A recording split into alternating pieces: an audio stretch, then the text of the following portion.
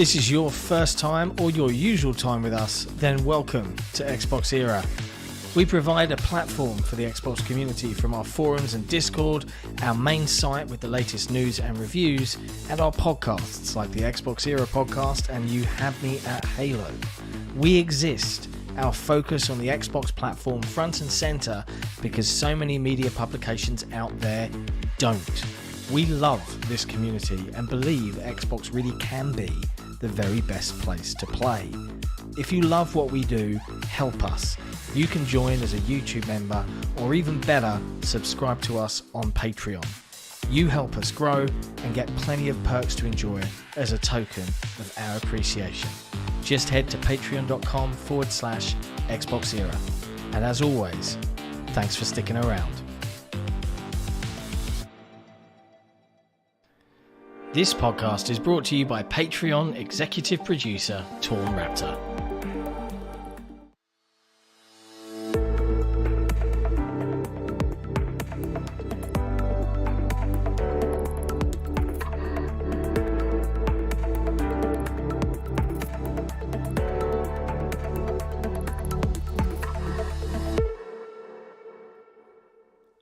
Hello friends, and welcome to episode 166 of the XboxEra podcast. I'm Sika Mechanico, back from another weekend off for holiday things, but we're here and there's lots to talk about. We've got a unique show, I think, for you today, very packed.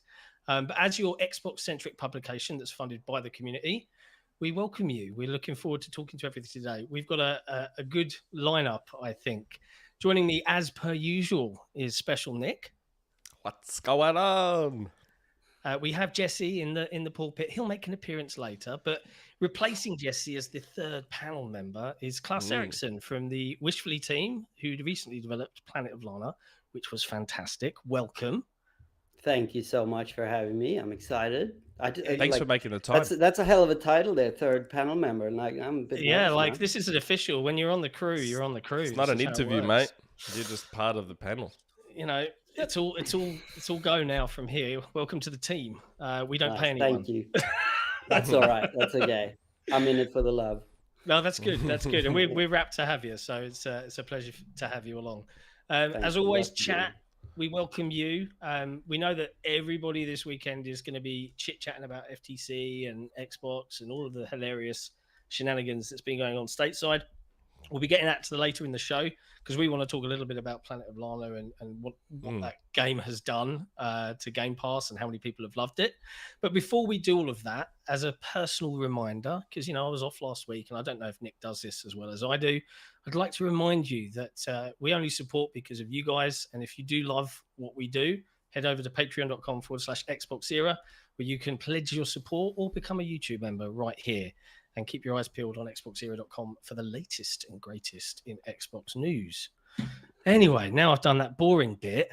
Klass, welcome to the crew. Thank you. You've just shipped Planet of Lana, which,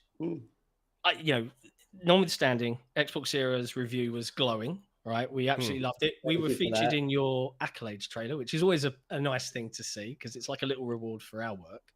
Had to be there. We were so grateful. Thanks, guys. But mind blown a little bit. This was Wishfully's first game. How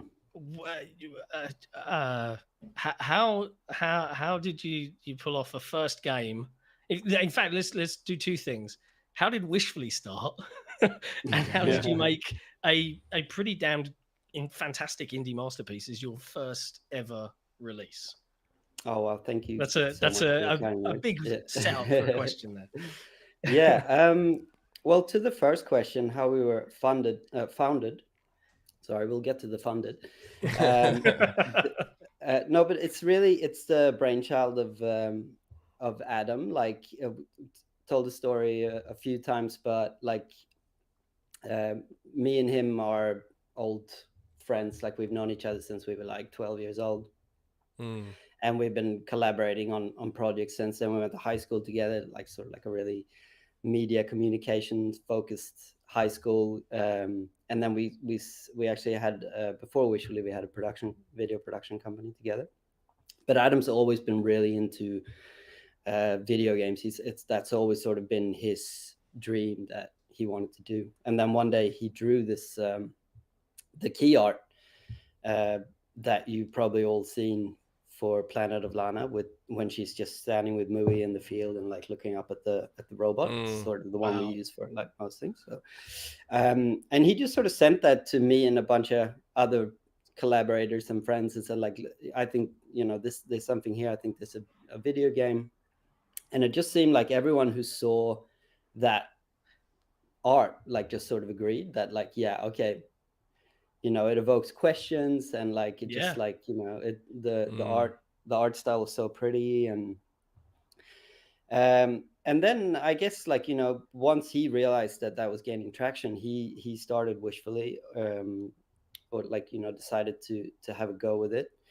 It would have been 2018, I think we started. Wow. The sister studio Fully came on board as well as partners. And then like myself, Dan Faxa, who's lead puzzle designer on the game and lead technical animator, who is also part of our production company, he came on board. And then our lead animator, Ole Engström, he was sort of like the actual OG. He jumped on board like first with Adam, I think. And then, you know, we started the company, and a little bit later, Thunderful came on board with the funding. Like, but we pitched the game for like a long time. I think Adam says, you know, he did over like 100 pitches or something like that before we actually found the funding. Yeah, that blows my mind. That's surprising. Like, yeah, looks like you mentioned the concept art, and you look at the game just visually from a visual perspective, and it's so arresting. So it's like I'd be surprised that I was shocked that it took that many pitches. Like, wow. Yeah. I mean, you know, it costs a lot of money to make a video game. It does. You know, I don't blame people for not you know, taking a chance on unproven people. Like, even though we've all sort of been in the creative industries have long careers, like, you know, in animation and film. Like I said, as far as the founders, it was our first video game, and none of us are like developers or anything like that. So you know, I guess it makes sense in a sense, but but everyone just sort of like, it really was that lead, the key art that sold it to everybody. Yeah, and it was the same with Takeshi, like our composer Takeshi Furukawa, when he came on board. Like, you know, we only had like a couple of concept sketches, and the boys were at I think it was Sweden Games or something like that. And it was a British journalist came, and he just sort of saw these like sketches that we had, and wrote a piece and said, like, this looks really interesting. And this is before Thunderful, before any funding, anything. And Takeshi just emailed Adam out of nowhere and said, like, just based on a few images, saying, like, I really would like to work on this. Yeah. And Adam thought he thought someone was trolling him at first, because it was like literally like the way we were pitching the game early on was like Inside, what was it? Oh yeah, Inside meets The Last Guardian in the Studio Ghibli universe. Yeah, mate, that's a good a good amalgamation of good my summary. opinion. Yeah, right. Yeah, I can agree with that. I'm on board with it. That pretty much stayed the core concept. But then, so when obviously The Last Guardian composer got in touch, Adam thought like it was a joke, because, you know, but it wasn't. And now we have a pretty dope soundtrack. Yeah, and you know, on the soundtrack, I mean, it plays. I mean, it's incredible that, you know, my partner's classically trained, and she was like, "Oh, I was getting hints of Beethoven and stuff like that as inspirational pieces." But I've got an amusing anecdote for you. Like, so the soundtrack is incredible, and big thanks to the team who sent it across for me to use in the video review, because I think it just brought it all up a notch. I've actually listened to it a bunch, but one of my favorite moments. So my 9-year-old son, he saw me playing Planet of Lana with the review. Can I play it yet? I was like, no, you're not on my PC, Sonny Jim. You can wait till it comes out on Game Pass. It dropped he spent 2 days, 2 or 3 evenings in his room, and he only called me like 2 or 3 times to help, right? Yeah. But I walked past his bed the second night, and it's like 8:30 p.m., 9 o'clock here. He was meant to be asleep, but I could just hear through behind the door. He was just humming the tune to himself, and I was like, awesome. and it's incredible. Like, I think one of my favorite pieces is the chase. I don't want to ruin it for Nick because he's not fully finished it yet. Yeah, it's the chase. Like that build up, I was like, this is great. And that came out of nowhere. There's so many bits in the thing that are elevated by that soundtrack. So that must have been quite a get to have him work on board and produce something so amazing. For sure. And like, I think like coming from like Swedish people we're pretty minimalist, like, you know, as a as a foundation, like, and I think what we had, like, because obviously it's not we were super Ghibli inspired, and the music there is like usually a lot more like sort of expressionists, like minimalist, like, you know, some piano that sort of doesn't really go anywhere. It asks more questions than provide answers, sort of thing.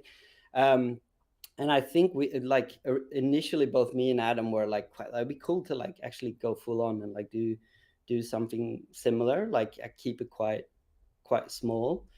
But I think when Takeshi came in, he sort of disagreed with that and said like, nah, we should go like full John Williams, like, you know, orchestra and everything, and obviously it was literally orchestral. Like they recorded it with a full orchestra in Budapest, and it was a Hungarian. Wild.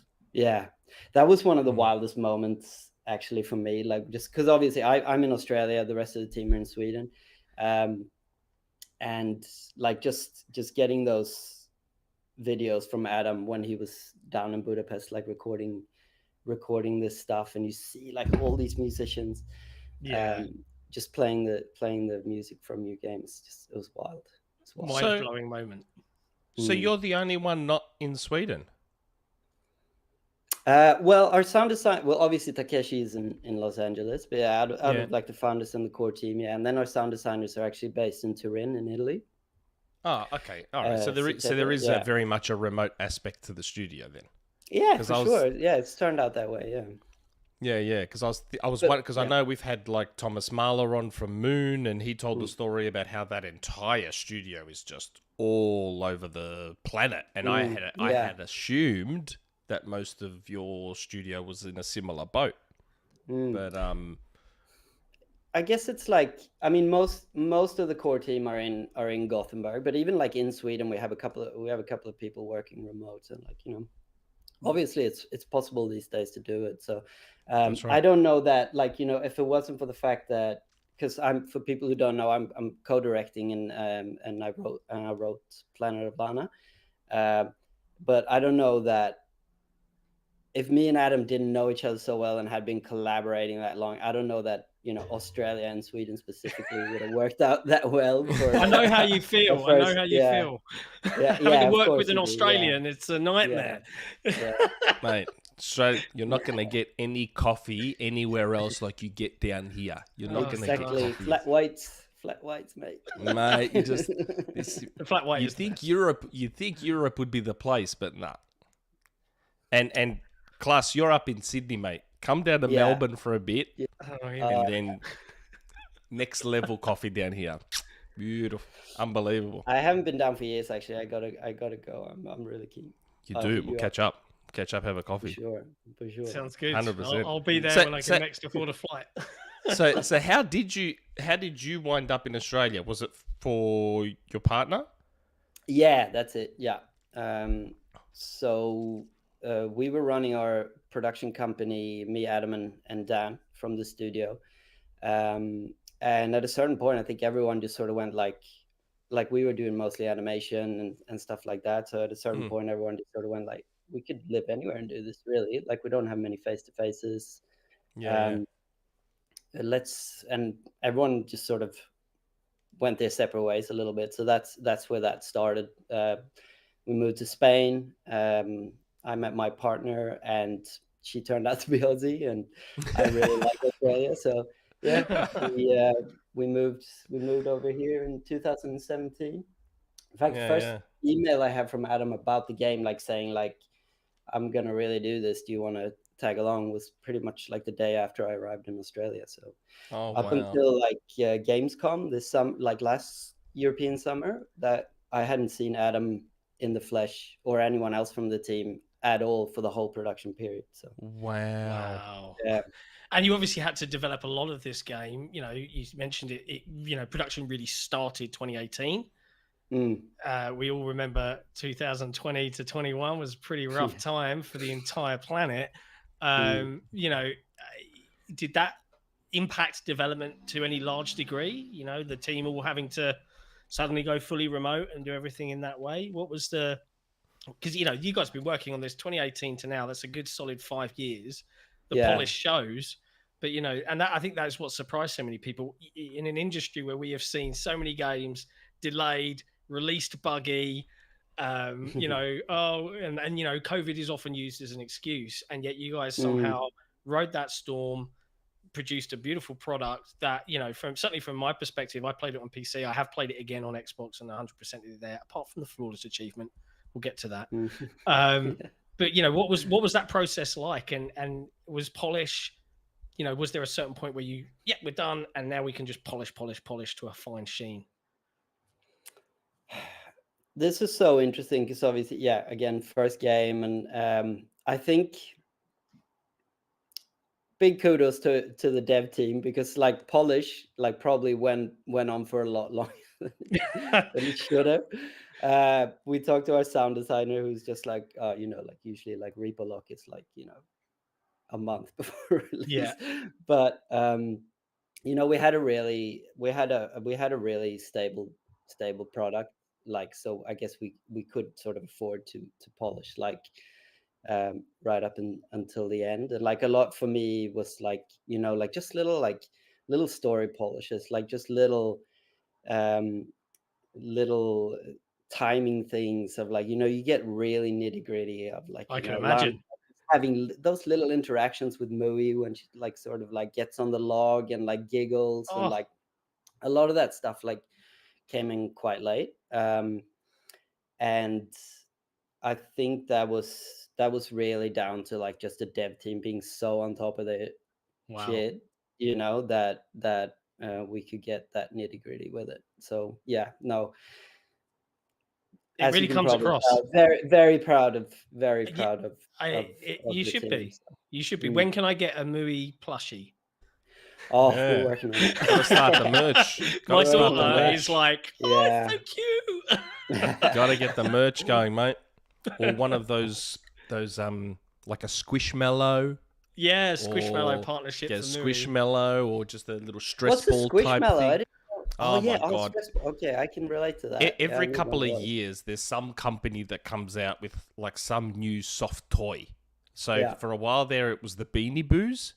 Now the kids are all obsessed with Squishmallows. They're just like, how do you describe them, John? They are animal faces that are mostly cushion shaped, but they have a kind of like round top, and they're different animals, but they're full of the softest, squishiest, squishy mallow, hence the name. Yeah, Squishmallow.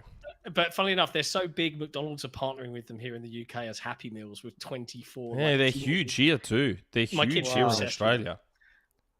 I've completely missed this. This is like Mui is like made. You've been working too hard. That's what I'm saying. That's why I said to you, Squishmallow, straight away.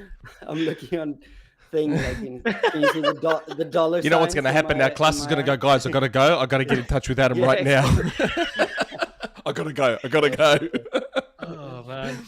I mean, you mentioned the nitty gritty of sound design and Mui and Lana, and there's no spoken language, at least one that we can understand. So everything. From a player interaction point of view, this is a game with no HUD. This is a game with just pure audio and visual cues to guide the player to where they need to go next. And the amount of, and I think this is where I really appreciate the polish from a game design point of view. A lot of games tried this whole co-op AI partner thing and fail, right? But within 5 minutes, I'm a cat owner. I'm not a dog person, right? But Yeah. Mui's kind of half dog, half cat anyway, right? Yeah. But Mui has this unique, playful personality. Lana, you can immediately get the bond between her sister. You know, when they walk past at the beginning of the game, you've obviously got the graves and they hug each other. And yet, without no spoken language, nothing like that, the player immediately develops this bond to, you know, a pixelated character. And the mournful little cries that Mui gives when you die or something like that in the game, the amount of care and attention that must have been poured into that. I mean, what was the inspiration for Mui as a creature like to arrive at that final, you know, chirpy, cat-like, but also quite obedient and clever? I mean, the AI programming alone must have been quite tricky. Yeah, for sure. I mean, that's, if you want the nitty gritty of that, I'll have to get someone above my sort of developing pay grade. But yeah, it's that a lot of time and resources went into that aspect of it. Obviously, like to give her like a bit of independence and a bit of attitude, and like I guess just figuring out where, you know, because so much of the core gameplay is like what Lana and Mui's limitations and abilities and like how they come together to sort of complete each other. So there's a gameplay aspect of building Mui and building the relationship, and like that does a lot of story work as well, just like with the work that, you know, that game design did on that. But then, like you said, story wise, we wanted to really, it's again that minimalism, like, you know, we didn't want, because video games are often, I feel, and not always, and it's definitely getting better, but the guilty of that old adage of sort of tell don't show instead of show don't tell, which is where you sort of want to be from a storytelling perspective. And look, it took a lot of trying, and because I think in early stages we went way too far the other way. Like it was like we probably went a little bit too minimalist. So it took a lot of tweaking to sort of find that sweet spot, like that scene with Elo that you mentioned, where like the hug, for instance, like that hug actually came in quite late. Like before that, it was like the emotions were like sort of even a little bit more subtle. But then, you know, you just sort of review it and you go like and do a lot of play testing and see like what works and what doesn't, what do people pick up on. And for sure. Yeah.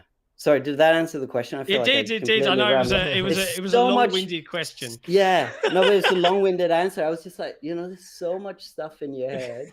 Don't worry. And later today, you're going to think about stuff you probably should have mentioned and forgot to mention. Don't worry. It happens all the time. We've actually got a super chat. Someone watching the show wanted to ask you a question. Sappho, question. How did the team feel when Planet of Lana was revealed and was met with such an overwhelmingly positive response from the gaming community? Oh man, it was so unreal. That day of like, assuming that they mean the reveal at Summer Game Fest and not the release, right? Yeah, the reveal. Yeah, reveal. Yeah. Yeah, that was unreal. Like obviously in Aussie, like getting up really early in the morning and, you know, just seeing that, like it was so real, and like it was building up because I think we were somewhere around the middle of the show. So you're watching the show and then it's like just like building up, and like you're wondering because you don't really know how Geoff is going to present it, or like is it just going to be like, is it just going to play the trailer? But then like he actually like introed it himself, and like it was an insane feeling. And my girlfriend actually, like a bit of a personal story, but that morning my girlfriend handed me a positive pregnancy test as well. It was a big day. It was a big day. Yeah. And our daughter is now 16 months. And she's actually in the game as well, like right in the beginning in Tyler Village. Like you run past a baby, you can hear her laughing. Oh wow. Awesome. Yeah. Oh wow, that's so good. That is a lovely story. So it was incredible. Like it was beyond our wildest imagination, like the reception and like how excited people were, and I loved it as soon as I saw it. We were so lucky. Yeah. Now earlier you mentioned Adam's pitch, which I was surprised there was a certain game omitted from that pitch. Now, I don't know how old Adam is. How old is Adam? So we're all born 85, so 38? Oh, wow. Yeah, 38. Yeah. Wow. Yeah. Okay, so no, then that makes sense then. So, because I just started the game very recently, because I finally got a chance to sit down and start it, and as soon as I did, I mean, aside from the fact that, oh my god, the game was just like destroying my eyeballs with how unbelievable it looked. Yeah. I started playing it, and I'm like, man, this feels a lot like Another World, like which was a game I loved as a kid.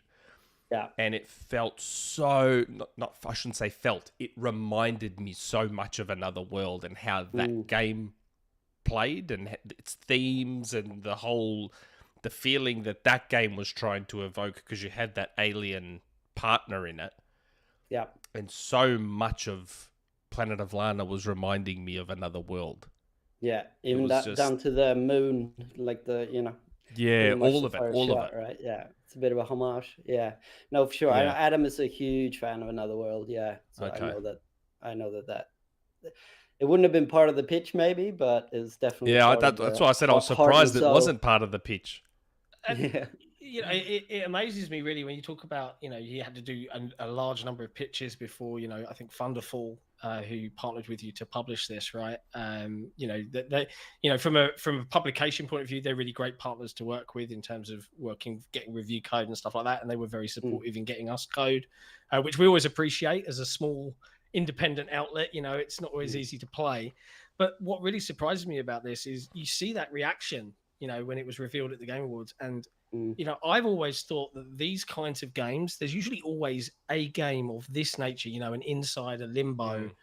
They are universally loved, I think, for the majority. They're not for everyone. No game is for everyone. But, when you have a unique art style like this, it really surprised me that it took that many pitches. Because, if it was me, I'd be like, I love these games. Yes, please. I'd be like, yes, sign me up. Yeah. I'm down. Well, it's one of those things. But either way, we got the game, so we're really happy that it's out. Yeah, and obviously, there's a lot of stuff that's got to make sense for publishers, and like it's timing and I get it, but but obviously Microsoft liked the look of it. Yeah, for sure. Yeah, Phil Spencer's been out tweeting a bit. That's very nice. Yeah, we're so very pleased that Phil liked it. Yeah. And I have to ask. I think Nick's going to ask anyway. Yeah. So, did you guys partner with them? Was it for ID and Xbox as well as getting into Game Pass?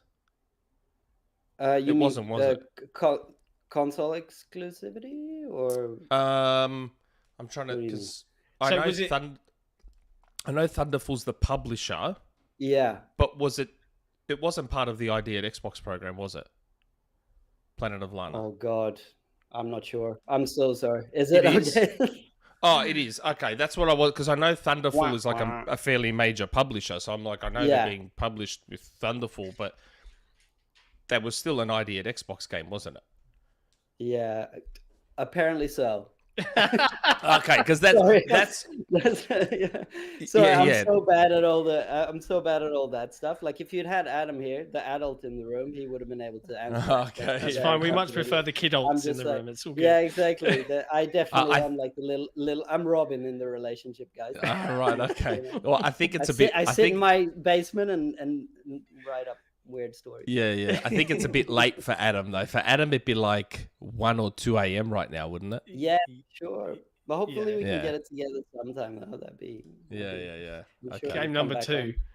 Yeah. Yes. What was it like working with Microsoft and their support? Obviously it launched on Steam, it launched on Xbox, but it launched into Game Pass. And we've heard a variety of stories. Like I think one developer who runs a small indie publishing outfit, which is help me out, Jesse, with your brain of knowledge, Mike Rose. No More Robots. He's very positive about Game Pass. When they released one of their games, Descenders, which is the BMX downhill racing game, he said, we released it to Game Pass, we got tons more sales, tons more players. It really helped with discoverability.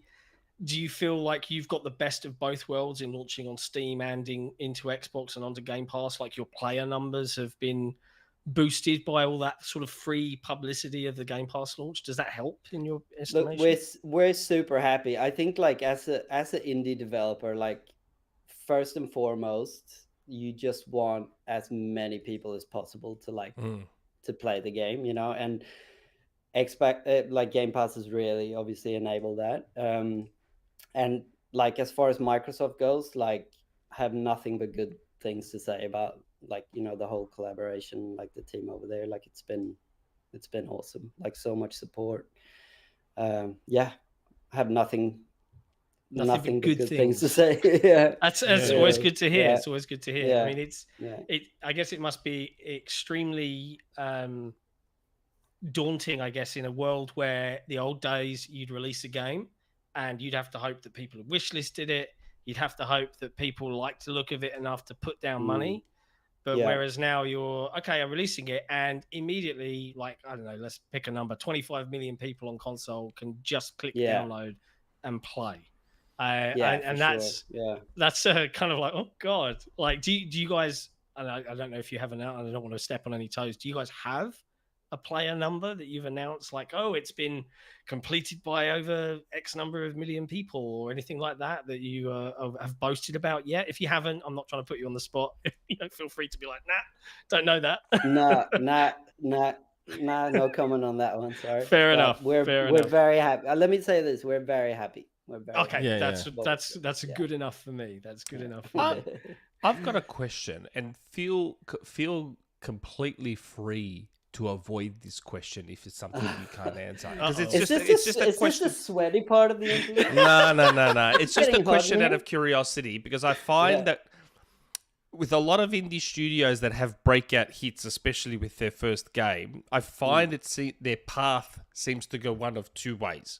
Yeah. They stick to their wheelhouse. So, you know, there was Limbo, and then Inside was very similar to Limbo, and then they seemed to stick to their wheelhouse. Then we had, you know, Moon made Ori, which was a fantastic, and now they're working on like this third-person action RPG shooter thing. So they're going completely in another direction. Now, it may be way too early, but is Wishfully... Do you guys plan for Wishfully to sort of have like a signature in terms of their games and have a very familiar feel and look and style to everything? Or are you guys more of a studio that's like, okay, we've done this beautiful 2D living art platformer thing.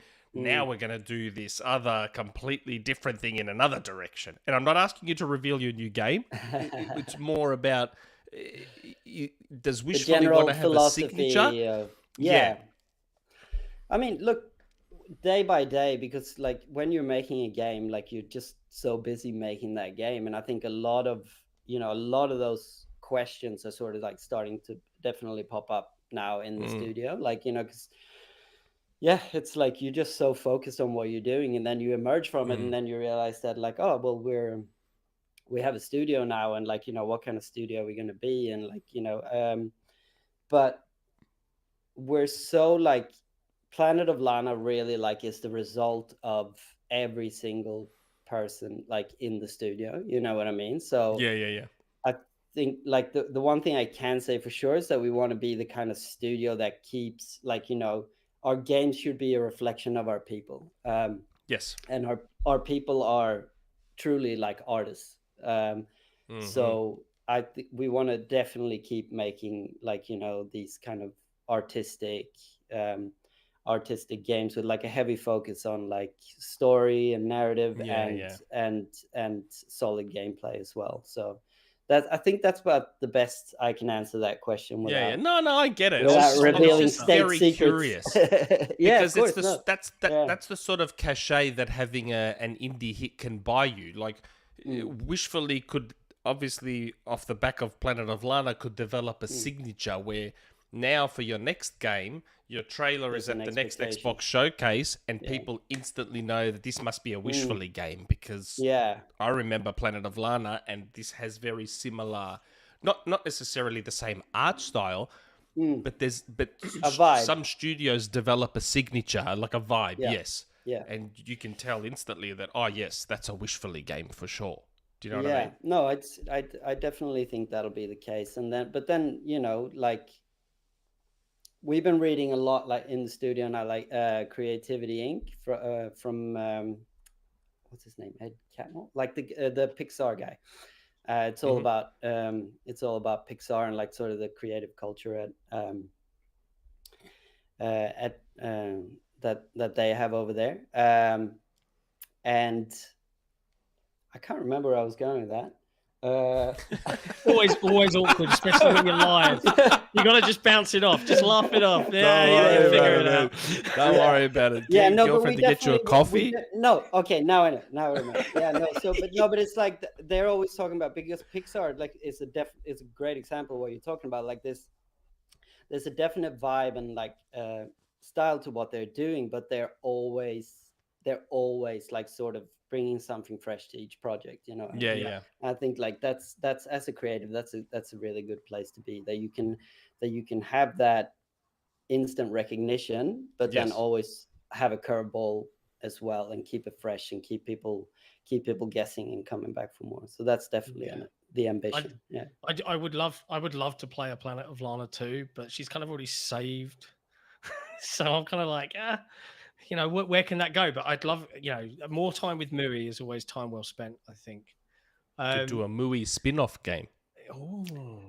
I'm noting both these things here. This is good stuff. How did Mui come to be, and how did Mui end up with Lana? Well, Nick, game. You know, we're treading into spoiler territory here, but there is a story that could be explored as to the relationship and why the game at all. Oh, anyway, we're getting off. I haven't got that far yet.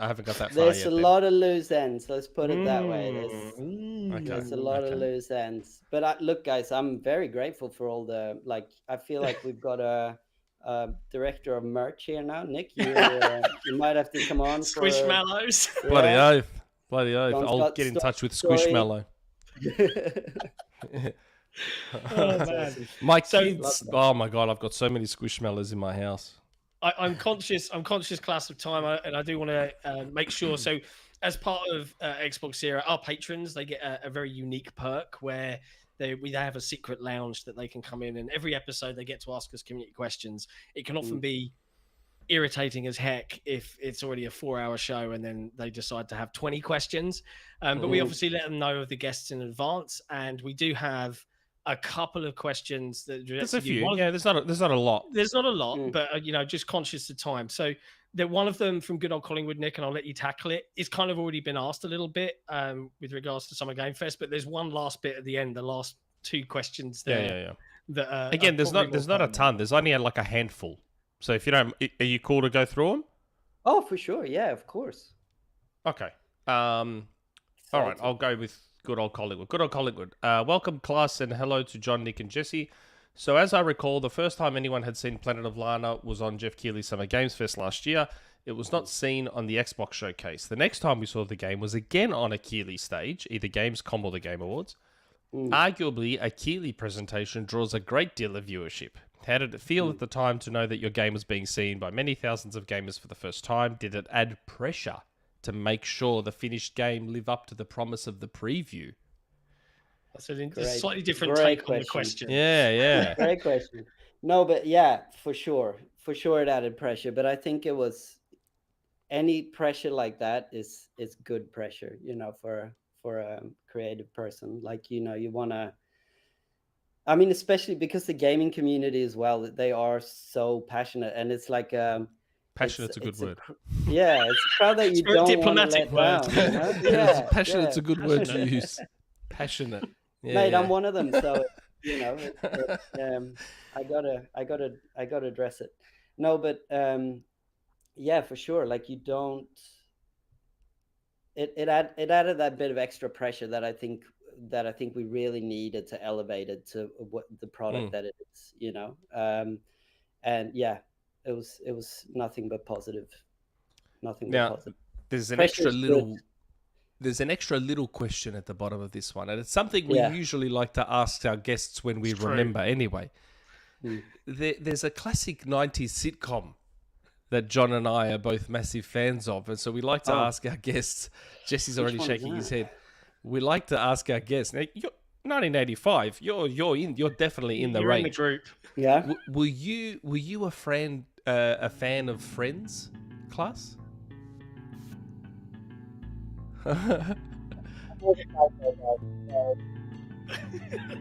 Jesse playing the music has basically muted his audio.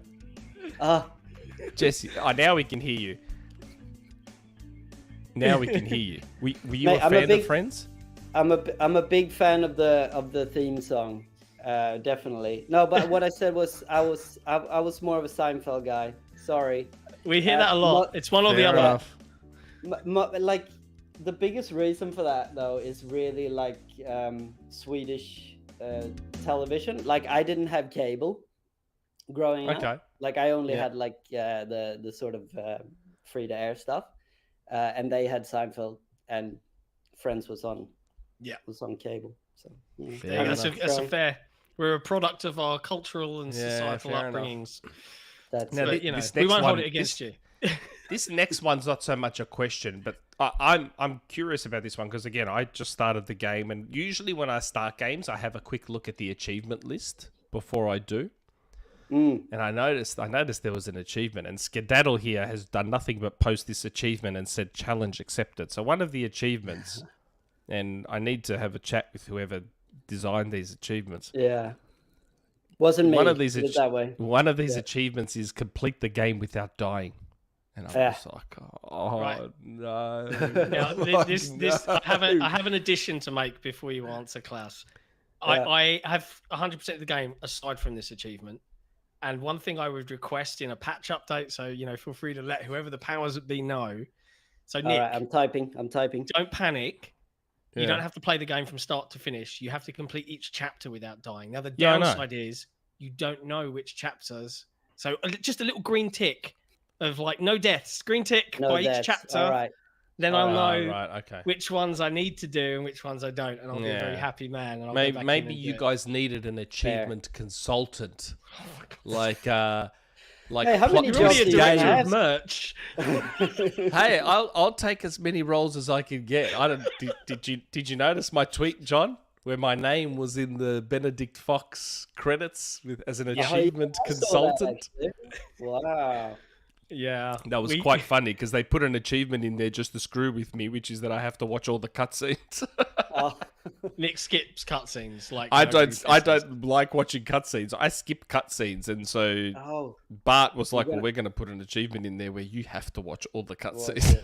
And it's the Nick achievement. I love it. Well, mate, you're gonna have to watch some cutscenes in Planet of Lana too. Yes, I know. I found out I could not skip those. Yeah, I found out. You don't want to upset because Klass. That's obviously where a lot of your storytelling is going to be happening, right? So Nick, don't you dare. I got no choice. I have to watch them. I will say one thing I definitely appreciate because not a lot of devs do it anymore.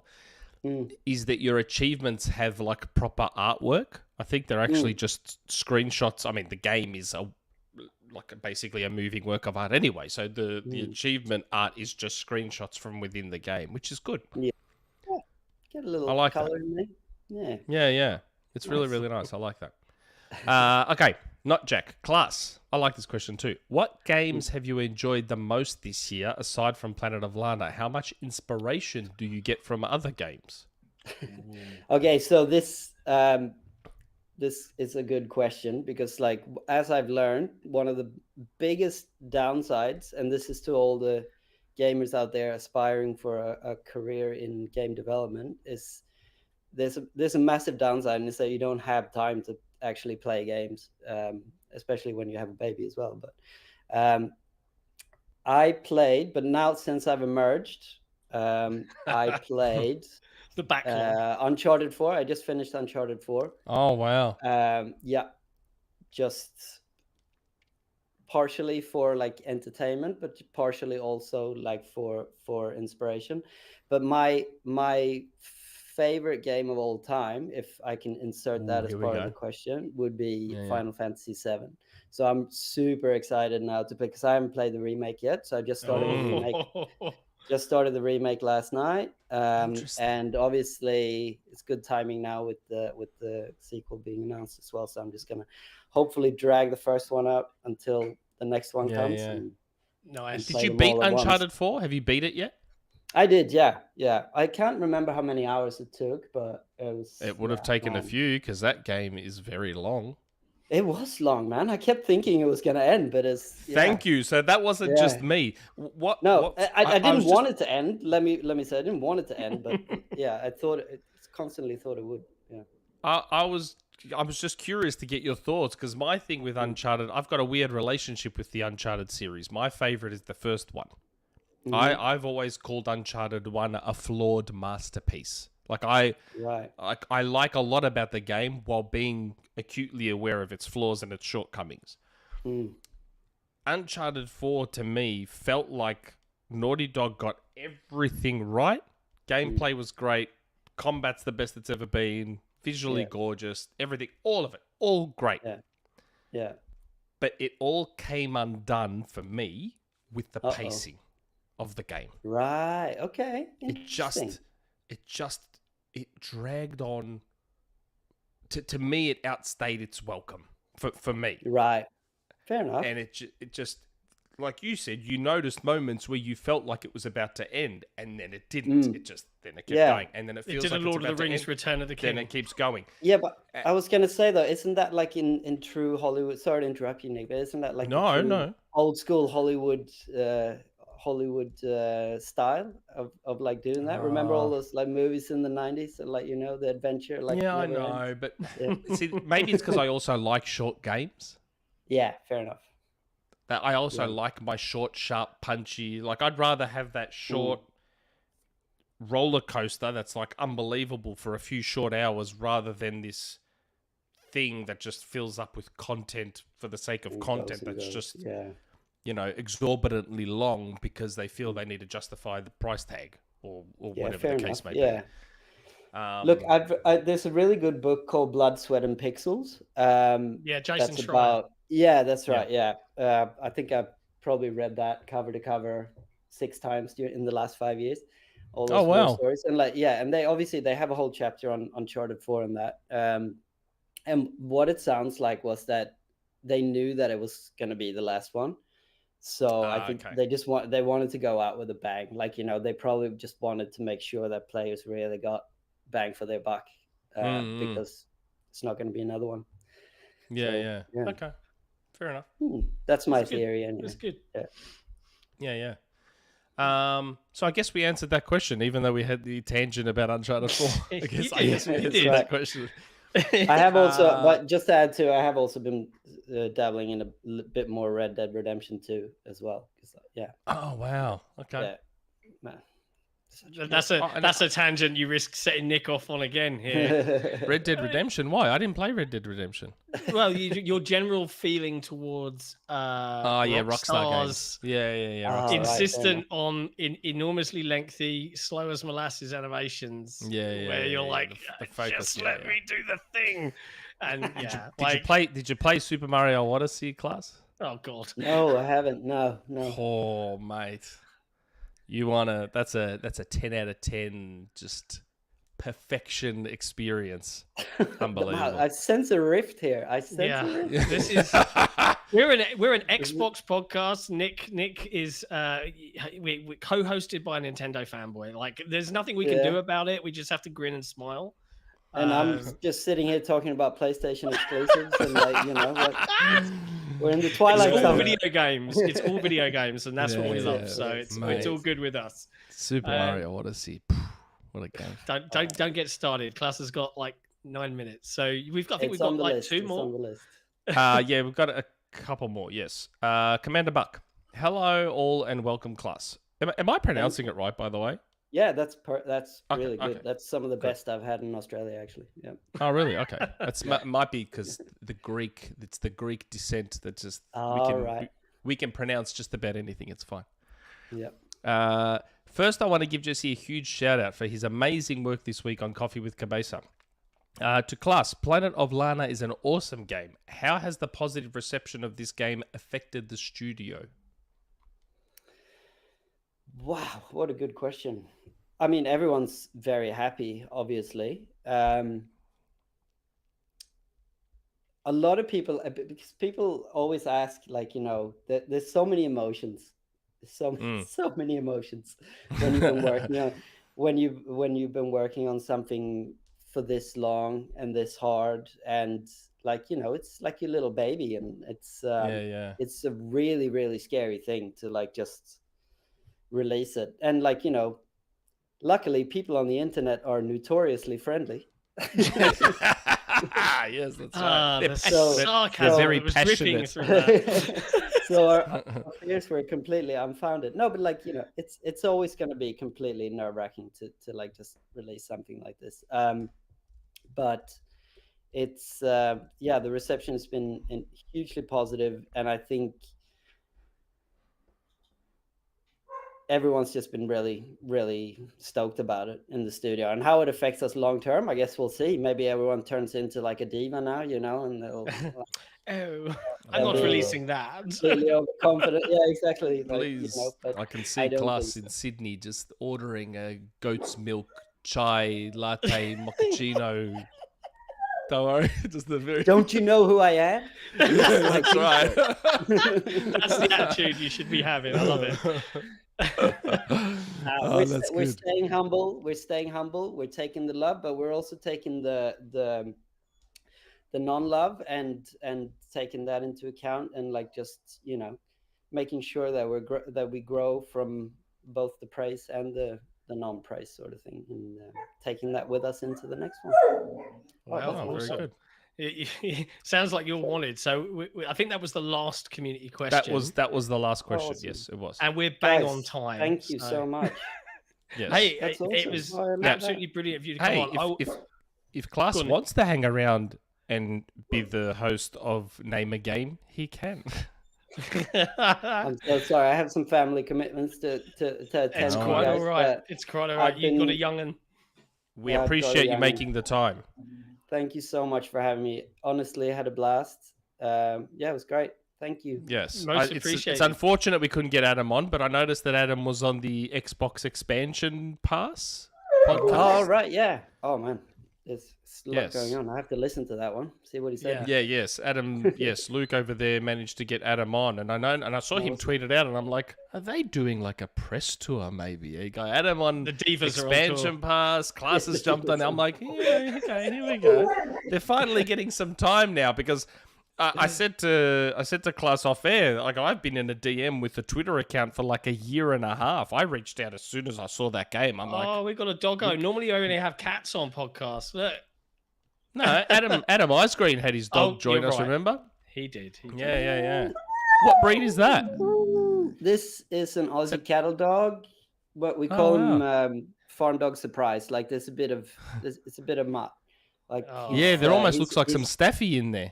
Yeah, I think so too. He's got the Staffy eyes sometimes, and he's a rescue. Well, perfect final question for you then. Nick and I, as parents ourselves, big fans of Australian cartoon Bluey. Have you? Yeah. So okay. Good. It's so good, right? I think it's more for the parents than the kids, though.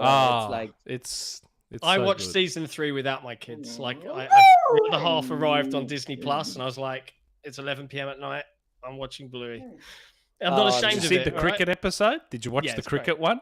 Oh, how good is that cricket one? Oh, the cricket episode is brilliant. It is. We're on season 2 because we like just. Yeah, because Freya's, my daughter, already loves it. Like, you know, when she hears the theme song, like, she's like 15 months old, and she hears it like.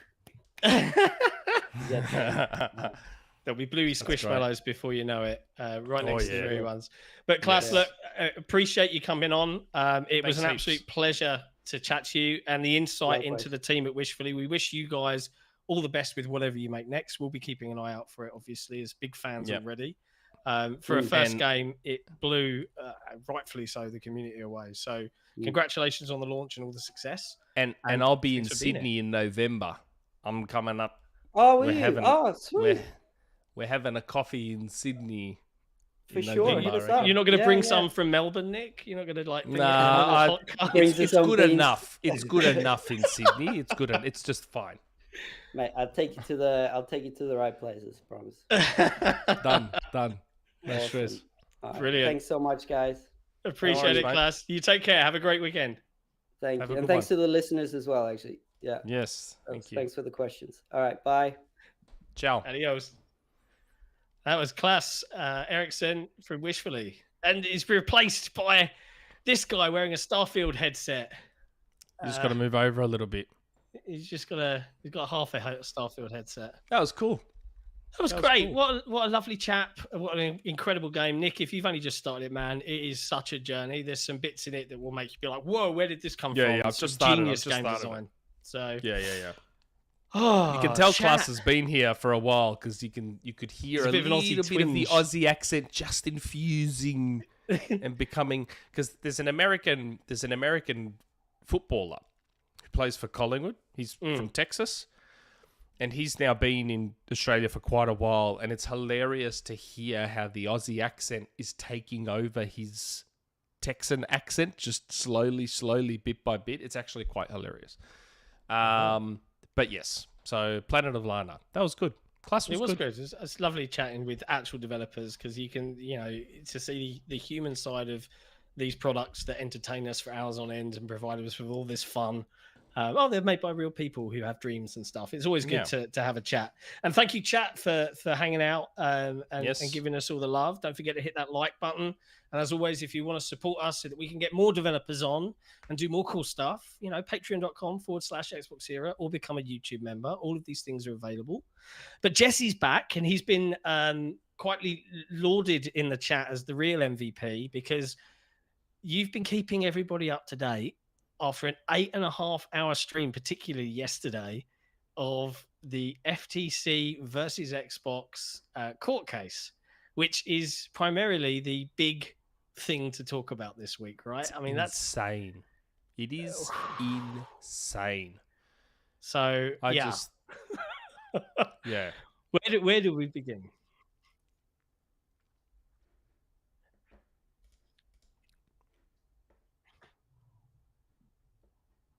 Yep.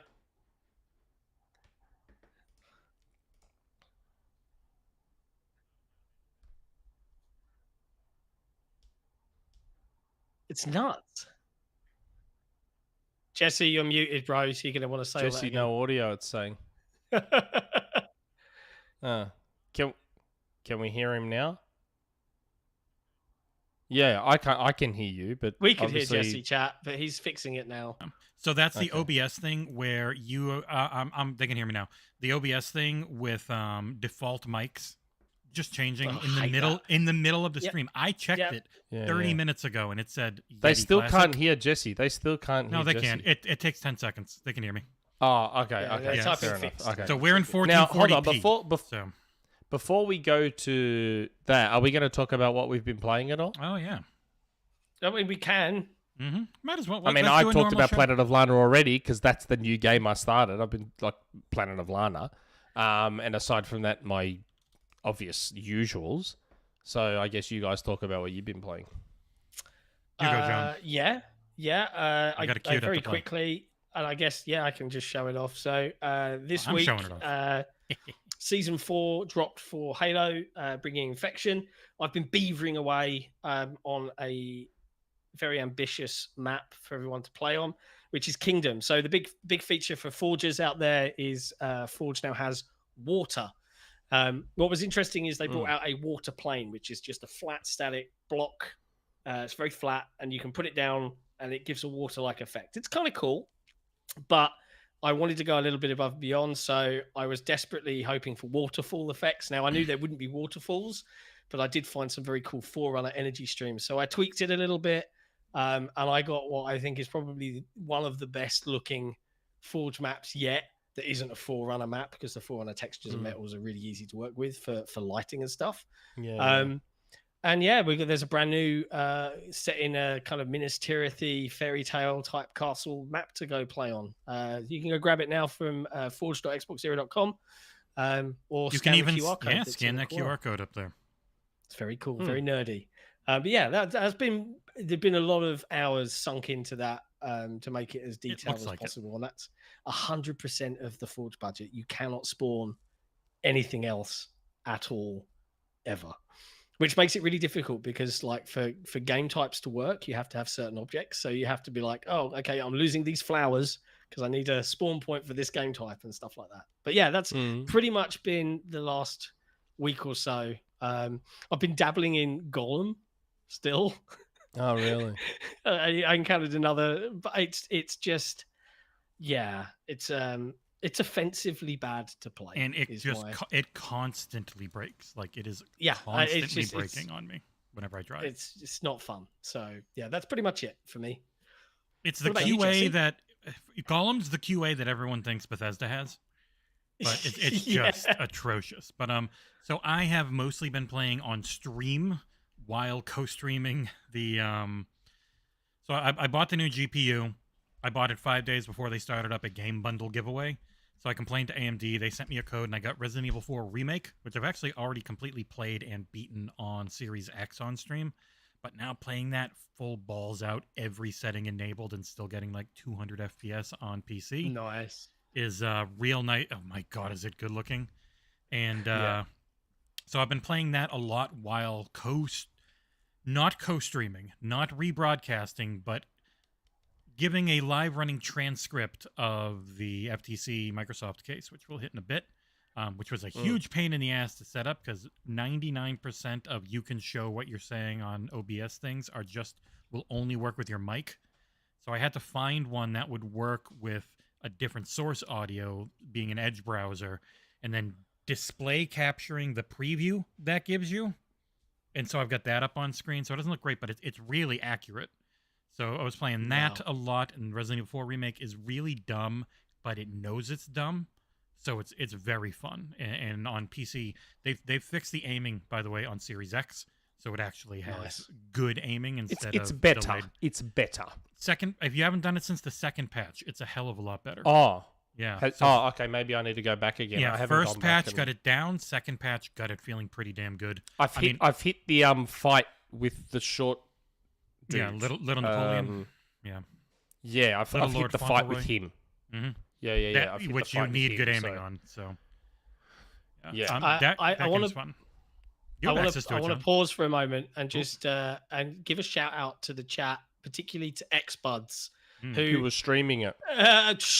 We don't want to get him arrested or sued or something, but he provided a valuable service to me myself. I was also there on mobile. I was on his stream at the time. I asked in the Discord. I'm like, has anyone got a link to the stream? And someone linked Xbudz stream, so I was just listening to that. I've been lucky. I've gotten into the Zoom call both times, no problem. So as long as I can keep doing that, it'd be very easy to capture the text for the stream. He had over 3,000 people watching at one point. I had only been doing it. Kill for those numbers, right? Well, no, that's the thing. We were going. I already hit 1,000, and it was going up by like 50 people every minute. Just kept going up and up and up. But then I was like, oh, by the way, if you're and I'm American. If you're not American, I don't think anyone gives a shit. If they're like, I'm in Canada, I don't care what the FTC says. But as I am in America, even though the site's UK, I'm like, it's probably not worth it. Yeah, that's because I was seeing people commenting on Twitter after Jez was like, "Hey, XboxEra are tweeting." I'm like, Jez, like, I was reading the rules. I mean, we appreciate the shout out, but Xbudz is the hero we deserve right now. I think one of the real huge Sony fans was doing it too, but he couldn't stop talking during it, so no one liked listening to his stream. Yeah. Like he had over 3,000. We've got 200. That's it. That's all we got. We got 200 rookie numbers. We need to up those numbers. And only 91 likes. Oh my goodness! What? Come on. Less than half of the people watching have clicked the thumbs up button. I know. Well, that's a bit disappointing. I know we're not streaming the FTC case, but come on. Yeah. Come on, like we're going, but to that point. So Jesse, you are planning getting into the Zoom call pending to carry on doing Wednesday. The broadcasts. So they're going Tuesday, Wednesday, Thursday, planning to do it the whole time. They're doing it Tuesday, Wednesday, Thursday. So we'll see. Xbudz says, "Thanks, fellas. I didn't do it on day 2. They got to you, didn't they? The fear got to you. We will fine you many thousands of dollars warnings gets to you. But the thing is, it doesn't say you're breaking a law. It just says it's prohibited. Yeah, but the penalties for it will be, fines and different stuff like that. And you know how the FTC is. We'll get into it, but they're kind of like, we'll just make up the rules as we go along. Yeah, we will get into it. Before we do, we need to get serious for a second. For a long time on this show, we've made jokes. We've had a lot of fun poking at Nick's inaccuracies, the lies, the made-up things. The clout chasing. The clout chasing, the ego on this man. And yet, one of the big headlines out of day one of this old FTC news. case. It's old news. I don't even know why everyone's talking about it. Just lap it up. I'll just let you lap it up. It's fine. Why are we even discussing the fact that Indiana Jones is exclusive to Xbox? It's 2-year-old news. It's not even a news story. It's old hat now. It's old news. Like, anyone who watches the XboxEra podcast, they're 2 years ahead of everyone else. There's all these other podcasts, all these. Oh, have you heard, guys? Indiana Jones. It's exclusive to Xbox. September 2021. Called it. News. Called it. News, guys. XboxEra podcast viewers already knew. They already knew. It's true. Jez disagreed with you though, right? How's the 2-0, score looking? Jez. 2-0, Jez. So, the first time Jez chose to publicly challenge me and try and quash me was on Starfield, when I said Starfield was a next-gen only game, and Jez is like, I don't think so, buddy. It's cross-gen. I'm like, no, Jez, it's not. It's next-gen only, Jez. We've since seen how that's gone. And then Jez wheeled out the old, but, maybe it changed. It was definitely cross-gen, but things, duck-wing duck. And then, I gave everyone, back when we used to do pre-recorded podcasts, I put out a preview of the rumor mill. And I got the approval from my source to actually show the redacted DM saying, the DM, I just woke up to it. I think the time was like something AM. Hashtag Indiana Jones only on Xbox. And so it was a September episode that we had. And I said that I've been told, as you saw from that DM, that Indiana Jones is exclusive to Xbox. And then Jez replied to that tweet going, I reckon this is another prediction you're going to be wrong on. And I'm like, no, I'm not. I'm not, mate. And here I am, cashing that check 2 years later, cashing that check. That $0 check. By the way, Jez, 3-0's coming, mate, in the form of the Gears collection. Hat trick. I'm going to hat trick him, just like in Rocket League. I'm just going to hat trick Jez. Don't worry, mate. It's coming. I love the confidence. It's beautiful. It's beautiful. But yeah, so that was pretty cool. I wanted to call that out specifically. But look, the chat's all here. It's been a crazy 2 days. But did you see the timing of it, though? Like, if you think about it, Bethesda went through Jan or Feb 2021. Yep. I got that DM in August. That's probably around the time that deal had been renegotiated. Like, at the time, we were discussing it on the podcast. We said, that's an interesting one because that deal with Disney probably would have been... Like, maybe I should have got Jesse to prepare the clip. That's my fault. But at the time, we said... Hearing you once is enough. That deal had probably been set prior to the acquisition, so you have to assume that maybe that deal changed. An IP deal will be about where it's going to be on. Yeah, so August 2021, it's roughly 6 months after the deal closed. Fair chance that's probably around the time it was negotiated. Fair dinkum. Yeah. And I got that DM, and here we are. I'm sure. But see, we said it. As part of our predictions, we're like, why not reveal indie at the showcase and say, hey, Xbox exclusive? They may as well have now because it We got came it out on the- anyway. The FTC showcase. They could have had it. They could have had it on the Xbox showcase, and instead it's like part of the FTC hearing. It's like It's that could have been a hilarious to me big- that the FTC hearing is more entertaining than the Sony showcase. But there you go. But by the way, I may have got some more info about indie. But I wouldn't want Jez to shut me down on it. Future rumor mill, perhaps. Perhaps. No, I can say it right now. Oh, Since we're talking about indie, well, it's just there's been a lot of I'm noticing a People lot like of when I hit talk the button. about indie. No, it's not. It's not. I don't. Is it No, we'll just talk about it as part of the indie discussion. Don't worry about the remember button. I'll still timestamp it, but we'll just talk about it as part of the indie discussion. So there's been a lot of talk about is indie going to be third person? Is indie going to be first person? Oh, it's got to be first. It's got to be third person. Indie, like Uncharted, blah, blah, blah. I may have got a little bit of info about that. It's second about the person. About the camera angle of Indiana Jones. interesting? Now, I don't know if this is finalized or not. I don't know if this is because the game I think is still quite a bit away. From what I've been told, from what I've heard, just a rumor, from what I've heard, it's going to be both. Not like Starfield, where you get to pick, but there'll be specific, as far as I'm aware, there'll be specific sections. Some will be third, some will be first. So it is second Gonna person. switch. So Jesse again, was at the right. moment, I don't know if that's finalized. I don't know if that's set in stone. I just, at the moment, as far as I'm aware, it's actually a combination of both. There will be first-person segments and third-person segments. I don't know which is... I have no Interesting more design detail choice. than that. Halo does that. You get in a vehicle, it's third. You're picking up a big ass No, gun, it's third. No, but it's normally first. I don't...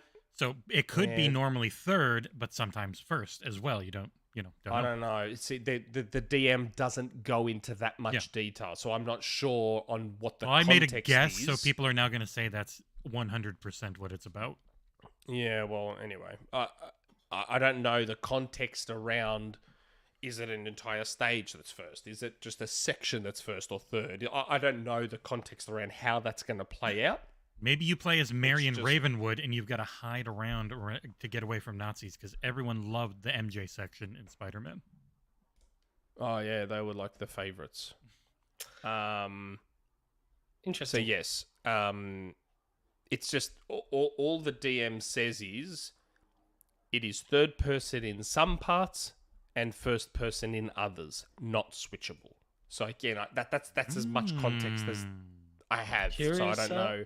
And curious. That is how Yeah. Halo works, where you can't be first person in a vehicle, you can't be first person. No, I know, but that's So not... I'm saying, I know what you're saying, but to me, I mean, I just literally read out word for word what I was told. So to me, that sounds more like specific sections as opposed to, oh, you're getting in a vehicle now, camera goes back. To me, Kind of like Anyway. where you'd go from a third person adventure game and then you do an on-rail section from a chopper and you'd be shooting a gun. That would be yeah, to suddenly- me, it sounds more like that. That's how it sounds.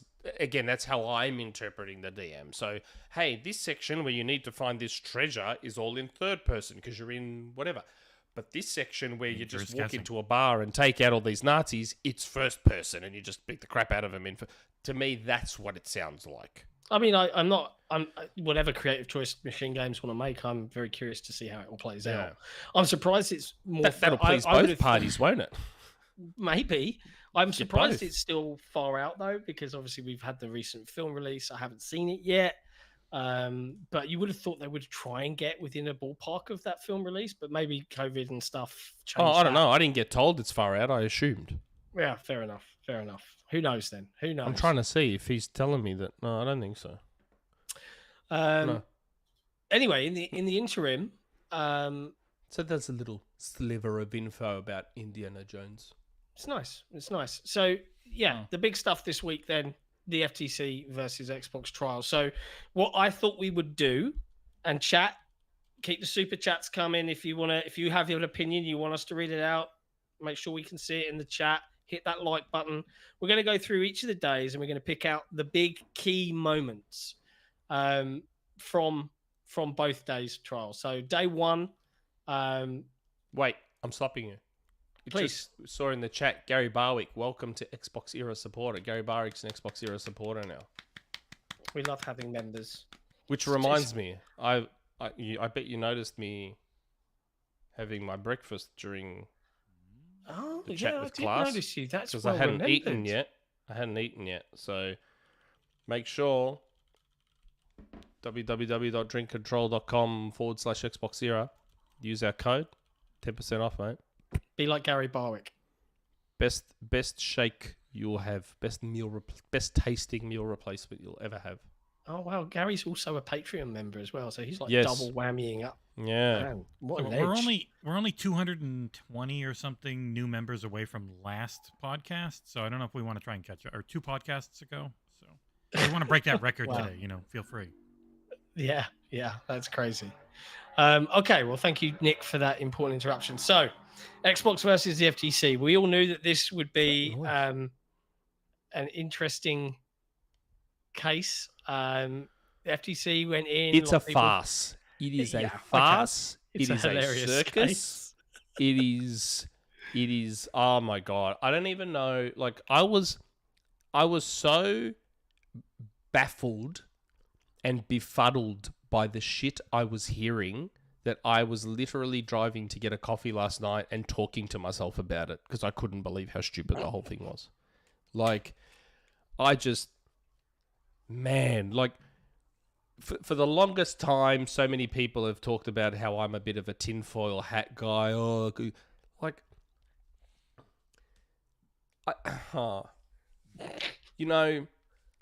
So the FTC have clearly demonstrated how clueless they are. They've got no idea about anything, right? Yep. Forza 76, big call out.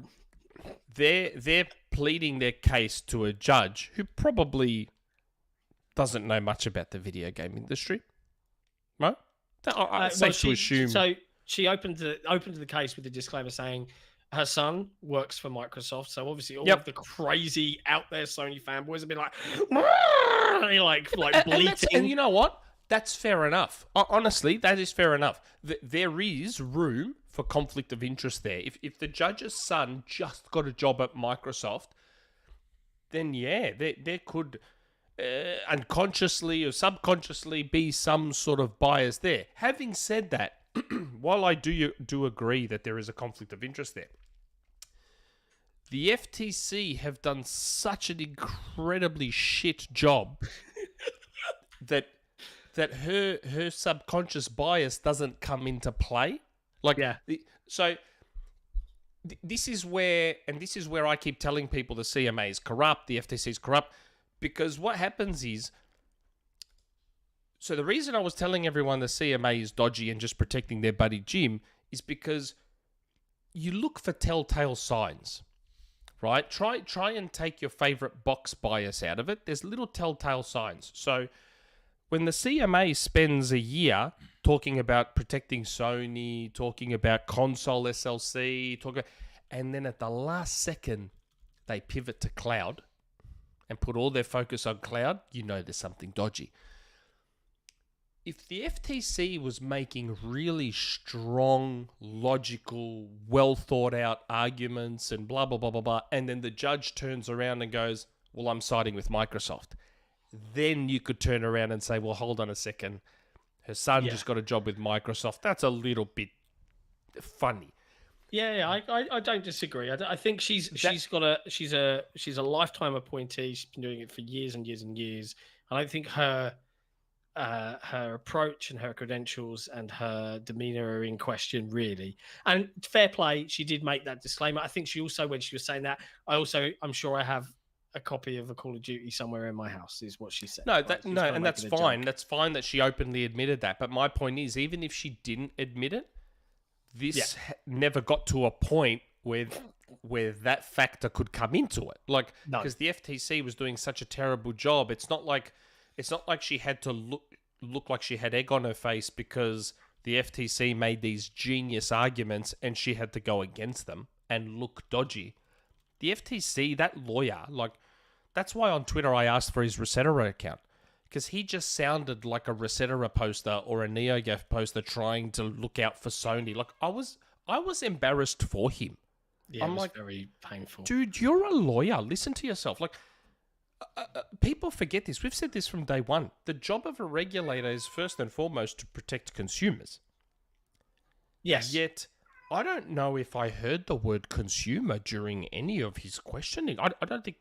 I think I saw a recall tweet, someone counting across the 2 days. I just saw a tweet, and all I heard, the main words I heard were Sony and PlayStation and pinky promise. Because I heard him go, do you pinky swear you're going to put Call of Duty on PlayStation? And what about Diablo? Do you pinky swear you're going to put Diablo on PlayStation? I'm like, dude. He didn't say grow pinky up. swear. But yeah, he did say, do you swear under oath? He said promise. He said promise. He said, okay. do you promise? He goes, can you promise that you're going to put Call of Duty on PlayStation? Can you promise you're going to put... And now think about it, right? The FTC have no clue. And you've got a judge who probably doesn't know a great deal about the video game industry. But even that judge heard this FTC lawyer talk and was like, oh my God, shut the fuck up. You could hear her getting frustrated, but that's day two. That's day 2. We'll get into it. I want to go through both days and we'll go through some of the key highlights from each day. And we can just talk around some of these points and chat. If you've got comments you want to say, I will say up front, let's step away from, and chat. You're mostly well behaved, so I'm not going to worry too much. But let's just keep things civil, step away from name calling and any kind of slurs and things like that of other people. It's not necessary. The most, you can call them silly, idiots, whatever. You can do it about Nick, but no one else. Yeah. That's also fine. I do have to let my cat out, though, because she's just yelping. She jumped in through the window here, and now she's just at the door going, meow. I'm like, go back out the window. There's a cat flap. And she's just like staring at me obstinately like cats do. Stupid. Give me 1 second. I hate my cat.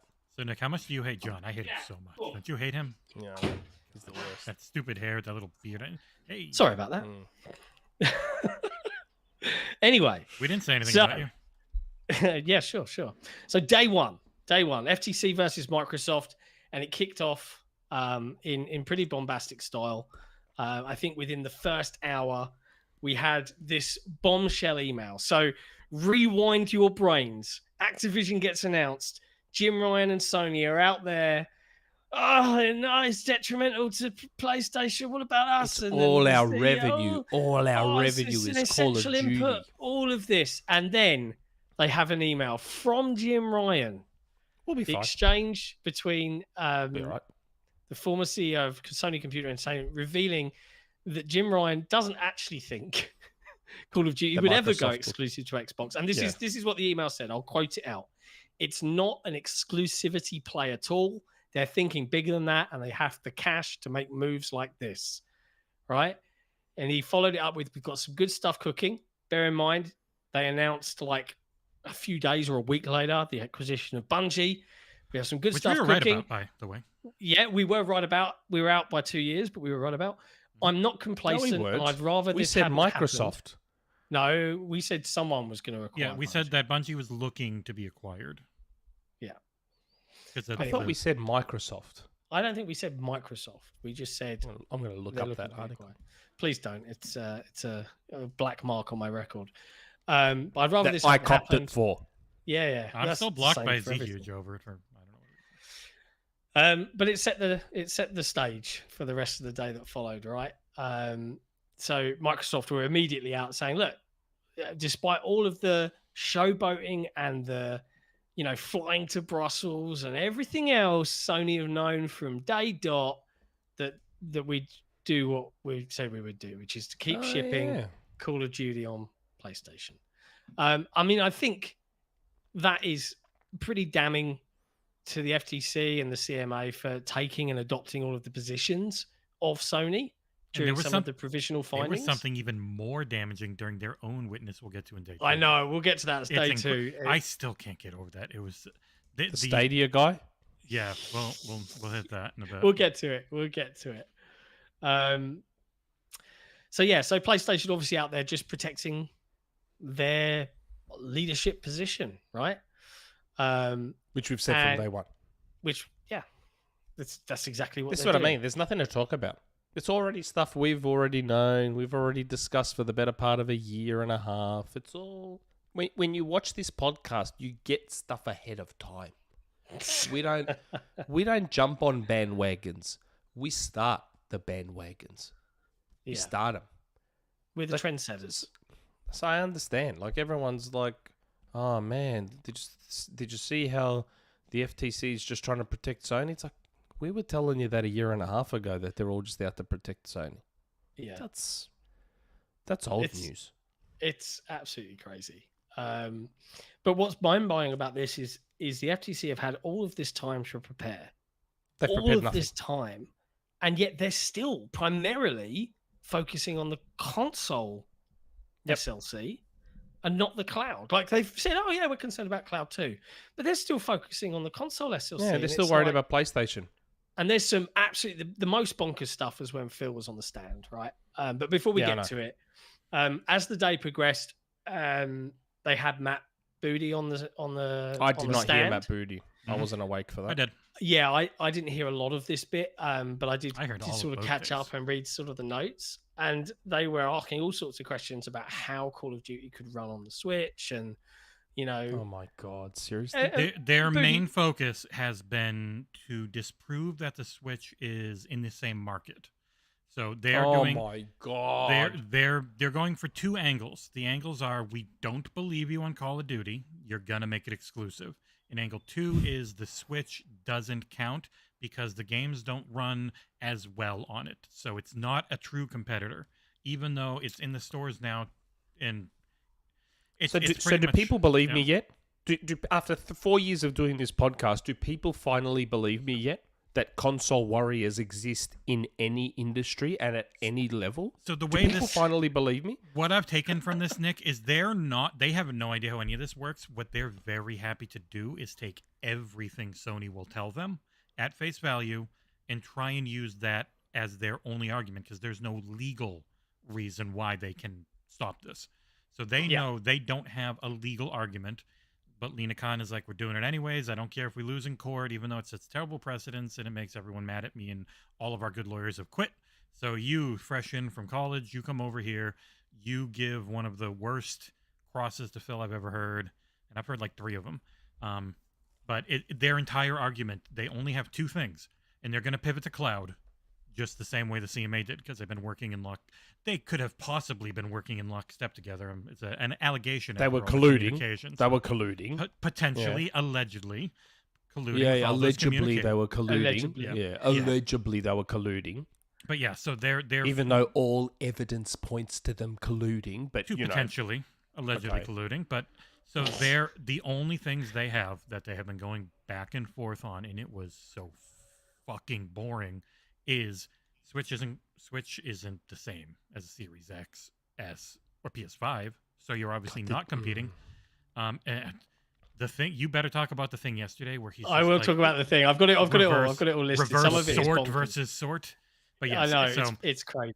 They've just been hitting those same 2. You'll hear. Don't worry, it's coming. It's coming.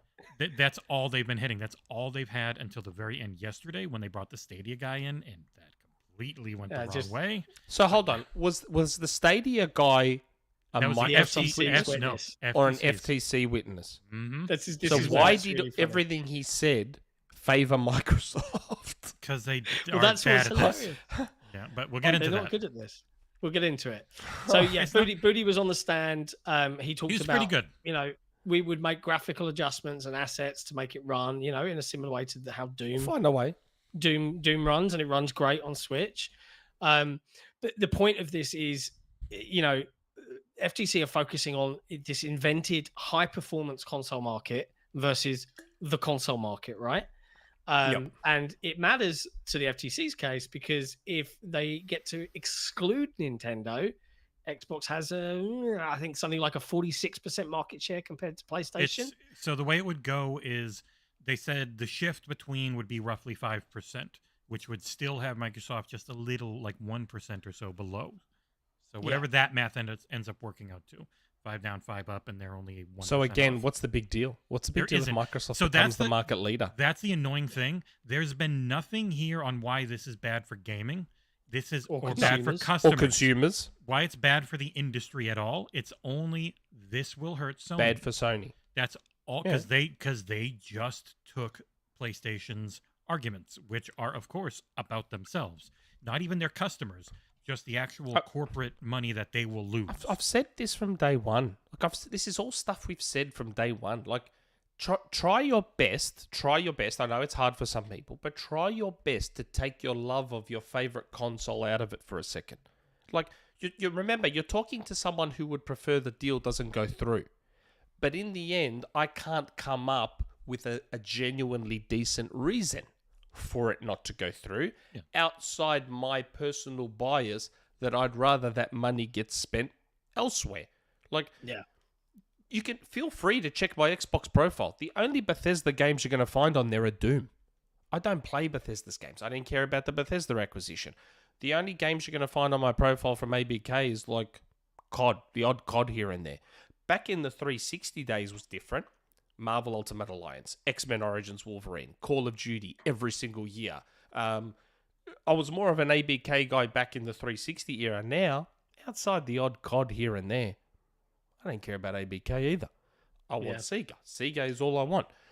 So I'd rather this money goes into better stuff for me. But in the end, I can't come up with a decent reason. Look, really, no one can come up with a decent reason for this not to go through. And the ace in the hole Microsoft has is the fact that they're losers and they're coming in third place. And so they have been coming that up a fair bit. And people have been buying it. Like, did you see the tweet from Derek from TweetTown? And he's like, wow, I don't know that they're ever going to really do more big AAA games. I know. Oh my God, like, I couldn't believe what I was reading. Derek, you've grown so much, and I really do like your Twitter account now, but you're buying into the shit they're shoveling. They're showing you all the bad stuff. They're ignoring the fact that they actually make the second most money from the big three publishers. Both sides, every side of this, they're going to spin and paint the picture that's worse or better. Do not buy lawyer speak. That's how business works. Like, that's the whole point. Matt Booty was put under some pressure. So the FTC had some emails that talked about Matt Booty's description around first-party games on rival cloud streaming services like GeForce Now. Apparently, Booty described them as creating a moat that nobody else can attack. And there was an email from 2019 where he was venting about NVIDIA putting Xbox PC games on GeForce Now.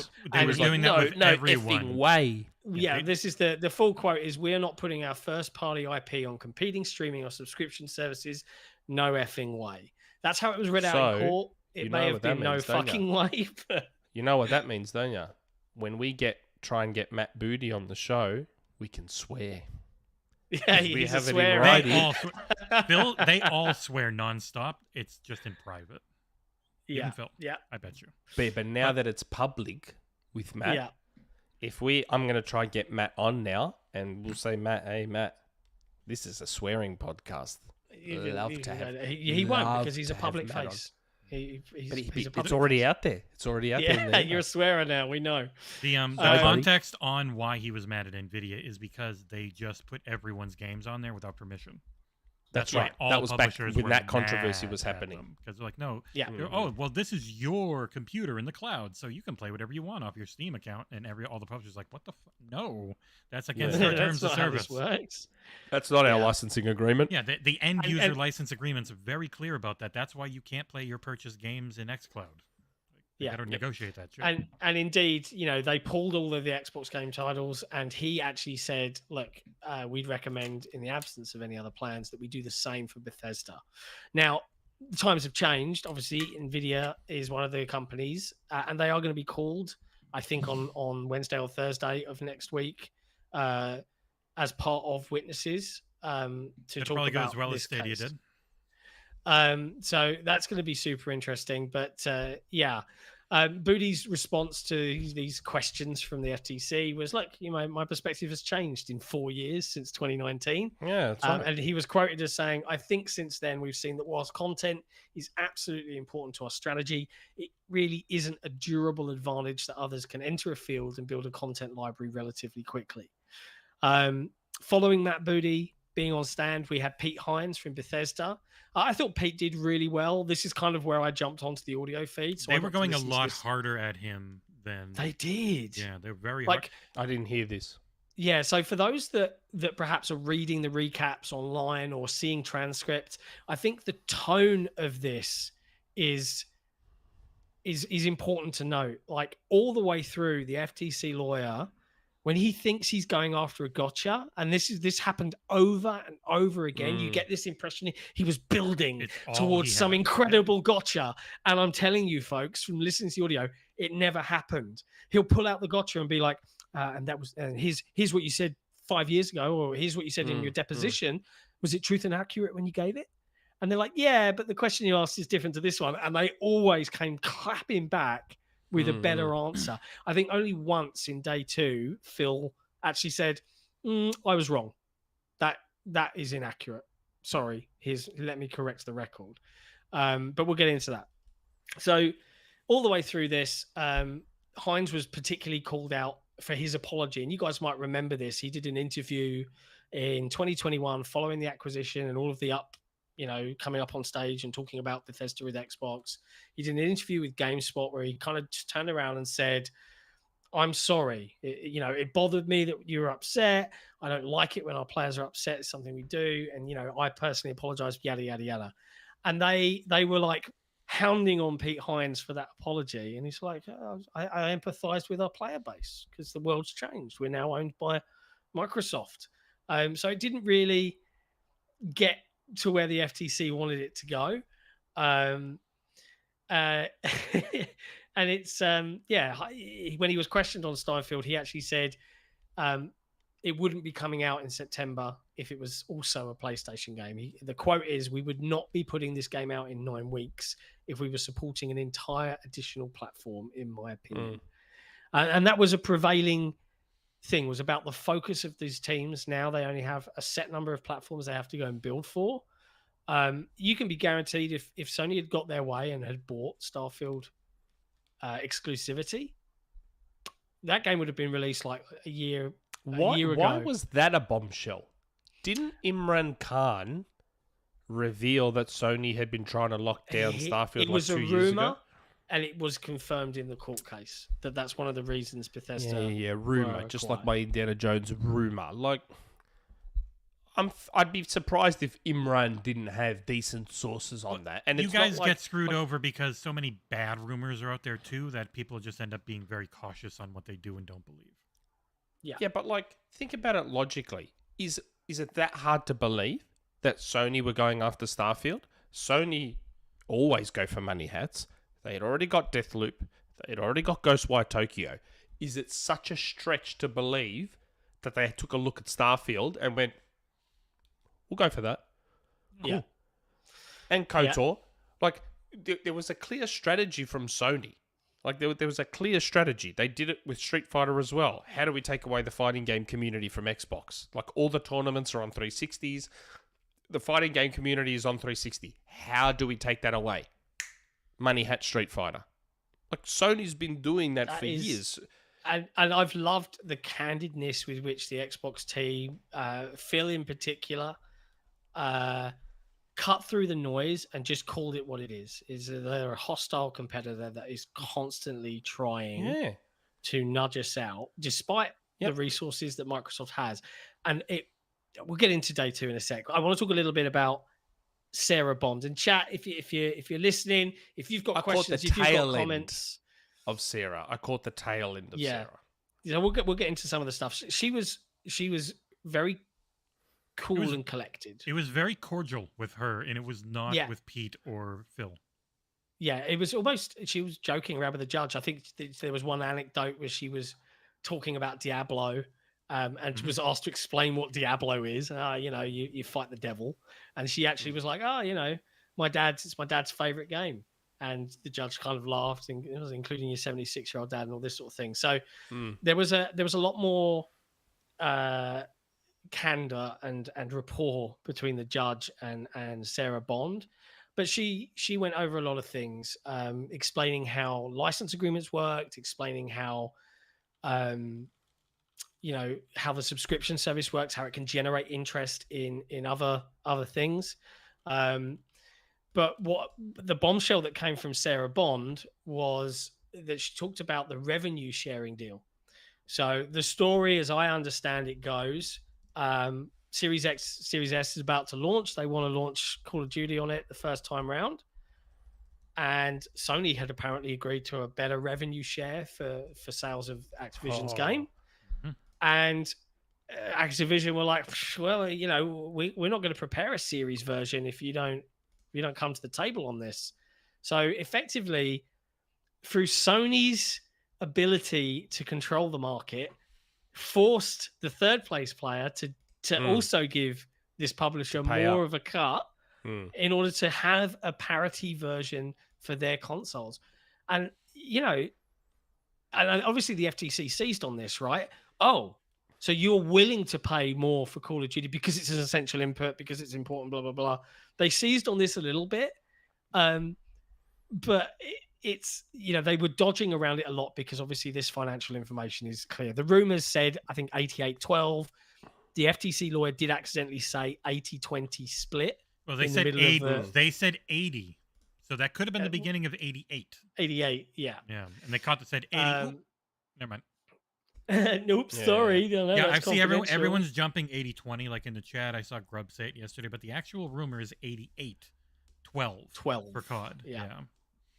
Yeah. Really? But that was quite savvy move from Activision, right? Like to get more money, but that is the kind of market power. I don't blame Activision. Capitalism is what it is.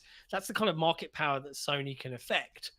Because they can be like, yeah, we want more money, we want more revenue split. Because Call of Duty is by far an incredible selling game on PlayStation. PlayStation themselves have obviously come out and said how essential it is to their input. But the fact that they then managed to squeeze the third place competitor for sales. But that's why it makes me laugh when I see the stupid fanboys having a cry on Twitter and stuff about it. Like, just be consistent. Don't sit there and go, oh, Microsoft's just using their money to like do this and that and the other, and then be okay with the shit Sony's been doing for decades. Like, yeah, I want Microsoft to have their turn as the heel. Yeah. Nintendo had their turn in the 80s. Sony had their turn in the late 90s, early 2000s. Microsoft hasn't had their turn yet. Like, I see fanboys on Twitter being like, what about all Microsoft's money hats? You think my money hats are bad? You people have no idea the stuff Nintendo and Sony have done in the past. If you knew, like, what's come out in this FTC case, tip of the iceberg. The reason they're stealing Jim Ryan's testimony. Yeah. The stories I could tell, mate. And yeah, why do you think Jim Ryan's testimony is so under lock and key? Because mate, what the Microsoft shit has. Sony and Nintendo have done in the past. I'm talking about in the video game industry. I'm aware that Microsoft has been horrific elsewhere. But in the video game industry specifically, Microsoft's nothing. Microsoft is like, I don't even know how to describe it. Like, you're talking about a company that had to money hat a game just appearing on their platform in Final Fantasy 13, Grand Theft Auto 4. Like, who do you reckon's paying for those Persona ports? Microsoft. Like, you don't think Microsoft 100%. Has to pay for all of that? Like, this is... Nintendo used to do this to Sega. Nintendo used to have these agreements where third parties couldn't make the games and cartridges for Mega Drive. So Sega ported a lot of those third-party games themselves because Nintendo wouldn't allow them to do it. Like, that's bonkers, isn't it? And them and Sony, they're notorious on that level. They're notorious for going after reviewers in stores and mate, like really hard. Like, you knew stories I could tell. Yeah. Chat, if you guys have got specific questions you want to call out, just don't forget to slap that super chat button and we'll get right on them. And while you're there, 300 plus people watching, hit that like button. We really appreciate it. The algorithm has been mean to us lately. Strong arm tactics. So it does help us. But yes, the other thing that they grilled Sarah Bond on was around xCloud, where she was very, very careful to define this as a feature. Are we talking about the Windows license? We'll get there. We will get there. I heard that part, and Sarah's like, "No." I think I think I understand how they got that misconstrued, which I'll explain later. Yeah, and it's funny, right? Because Sarah did get into a lot of details about xCloud, including how much it costs to run the service. And the full quote is, "We get revenue from it, but when we look at all the numbers, the revenue we get per minute, per hour from that is lower than the cost we get per minute, per hour of that." So essentially, the nutshell, Microsoft doesn't make money out of xCloud because it's costly to take all of the Series X, Series S hardware and put them in blades, plonk them in data centers, and run a feature that is mostly used, according to Microsoft's own data, for Xbox players to try stuff before they download it. That's how I use it. And the exchange that you're referring to, Nick, is hilarious because FTC were like, "Oh, so you need a Windows license to stream PC games, correct? Correct? No, you can stream PC games without a Windows license. This agreement involves a license for Windows, correct?" That is my understanding. No, Bonds is like, yeah, that's my understanding. Their agreement with third party like Xbudz and GeForce Now, those companies are running Windows versions of games, so each computer they're running those off of need a Windows license, which is like a way that they're trying to say, "Oh, well, you make money off all these third parties anyways." And it's like, well, yeah, but we're also I think they offered like, you get our games for no license. The license is literally free for the ABK and Xbox first party stuff. So like, they're already paying for this first party. They're already paying for Windows keys. It's not part of the new deal.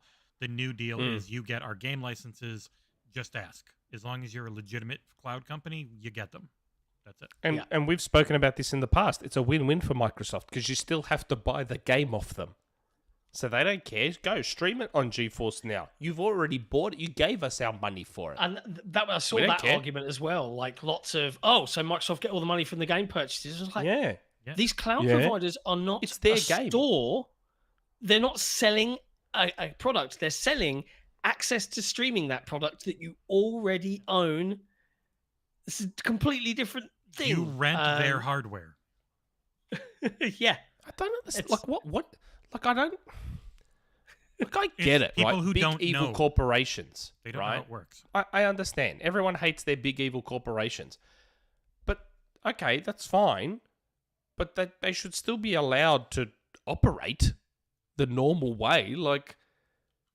Most are, but not Microsoft. I just don't like this idea that everything has to be framed in such a bad way.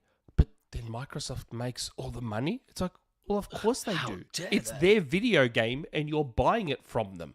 Why shouldn't they make all the money? This whole case. This whole case has been, you're not. Why do you get exclusives? You shouldn't have this exclusive. We can't prove that this exclusive is bad for customers. Like that's all of their things just keep coming back to, well, you shouldn't have this. Not why, just you don't get this. We're not going to say it helps customers if you don't get this. We don't give a shit about customers. But why didn't they ever mention consumers? Because they don't have an actual legal argument for why this is bad for consumers. But their whole mandate, the CMA and the FTC, their primary mandate is protecting consumers. Yet they just spend hours and never mention the consumers once. Under Lena Khan, their primary mandate is to go after big business, no matter the cost to the country, no matter the chances of winning, no matter the terrible precedents it sets when you know you're going to lose in court. All they want to do is get to court and tie people up as much as possible because the smaller companies just can't afford it. Now, I saw, like, I have friends who are PlayStation fans. I have friends who are Nintendo fans. I have a lot of Nintendo fans. If you want to spot a moron Sony fanboy on Twitter, there's a very, very easy way. And this case has brought it to light. If you see anyone on Twitter say, man, the FTC put forward a really amazing case. Like, they were just drilling all those Xbox execs. They were unbelievable. Like, roasted them, grilled them. If you see anything like that on Twitter, just mute that person because you're dealing with an idiot. Like, think about it logically, right? So the FTC has no clue about anything. This judge, I was starting this before, and then we had to go to other stuff. This judge probably doesn't know a great deal about the video game she's got a industry. sensible head on her shoulders. I like her already from just listening. Yeah, she's come into it. it saying, she doesn't really. She's not Think a about learned how gamer. Think about what a piss poor job the FTC lawyer is doing, right? Just put this in your head for a second. How bad of a job is the FTC lawyer doing when a judge who doesn't really know much about the gaming industry is listening to this guy question Phil Spencer and then eventually was just like, dude, shut the fuck up. Just shut up. You heard it in her voice. I could hear it in her voice. And this is what I mean, hearing the tone of these people. Yeah. If this was just something happening privately in her home, Phil Spencer was at the table, the FTC lawyer was at the table, and she was there, she would have literally uttered the words, dude, shut the fuck up. Like, I mean, you heard the exasperation in her voice. She's like, oh my God, I'm stopping this right now. And it wasn't She's even like, I have to stop it wasn't the first time she had directed him to just move on. She's like, we get the point. She also says, my like, God. There'll be we'll get it even more on day 2. Yeah, so embarrassing. Day 2 was Phil Spencer primarily, but we'll go through it in order. So where to begin? The courtroom, I think, at the start of day 2 was sealed, so there was some financial testimony that was privileged sealed. information, which I think was via a Microsoft guy called Jamie Lawver, who's the senior finance director at Microsoft, or Xbox specifically, I should say. So we don't know what was spoken about there.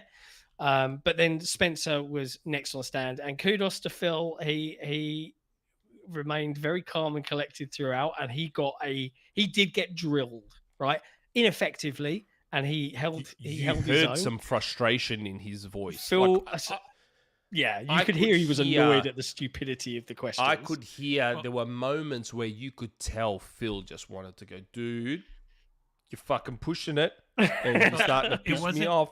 Like, he was on going for. He was just going for gotchas. He had nothing else. It was just, how can I look at what you gave us in deposition and then try and trap you into saying something different?